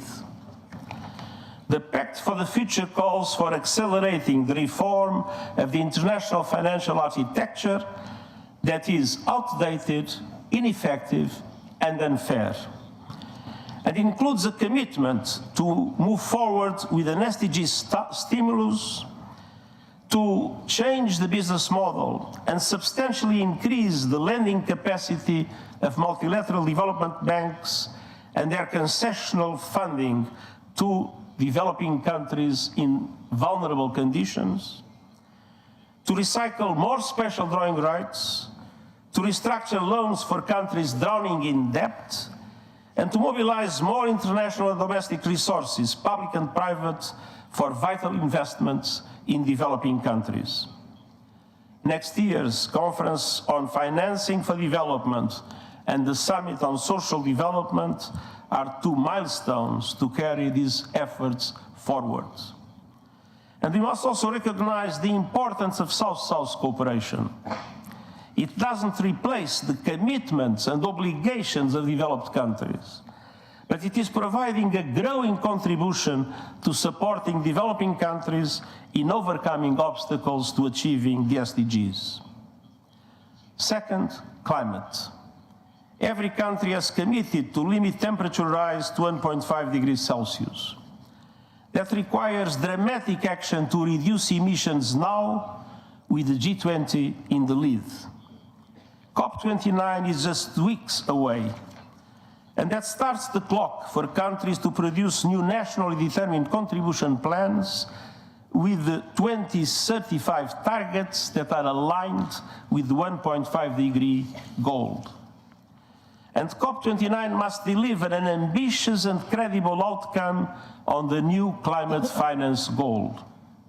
And developed countries must also keep promises to double adaptation finance and ensure meaningful contributions to the loss and damage fund, what was not the case when it was created. Third, technology. Every country must be able to access the benefits of technology. The Global Digital Compact commits to enhanced global cooperation and capacity building. It includes the first truly universal agreement on the international governance of artificial intelligence to give every country a seat at the AI table. It calls for an independent international scientific panel on AI and initiating a global political dialogue on its governance within the United Nations with the participation of all countries. And it requests options for innovative financing for AI capacity building in developing countries. And fourth, peace. We must strengthen and update the machinery of peace. This includes reforms to make the United Nations Security Council reflective of today's world. The Pact for the Future includes important steps on disarmament, including the first multilateral agreement on nuclear disarmament in more than a decade, and steps that address the weaponization of outer space and use of lethal autonomous weapons. Across the board, we need peace. We need peace in Gaza, with an immediate ceasefire, the immediate and unconditional release of all hostages, the effective delivery of humanitarian aid without obstacles, and we need to make irreversible progress to end the occupation and establish the two-state solution as it was recently reaffirmed once again by a UN General Assembly resolution. We need peace in Lebanon, with an immediate cessation of hostilities, moving to the full implementation of UN Security Council Resolution 1701. We need peace in Ukraine, a just peace in line with UN Charter, international law, and General Assembly resolutions. We need peace in Sudan, with all parties silencing their guns and committing to a path towards sustainable peace. Those were the messages I have delivered to the high-level segment of the General Assembly in September in New York. Unfortunately, they remain valid here and now. Everywhere, we must uphold the values of the UN Charter, the rule of law, and the principles of sovereignty, territorial integrity, and political independence of all states. Excellencies, ladies and gentlemen, the Summit of the Future charted a course to strengthen multilateralism for global development and security. Now, we must turn words into deeds, and we believe BRICS can play a very important role in this direction. Thank you very much.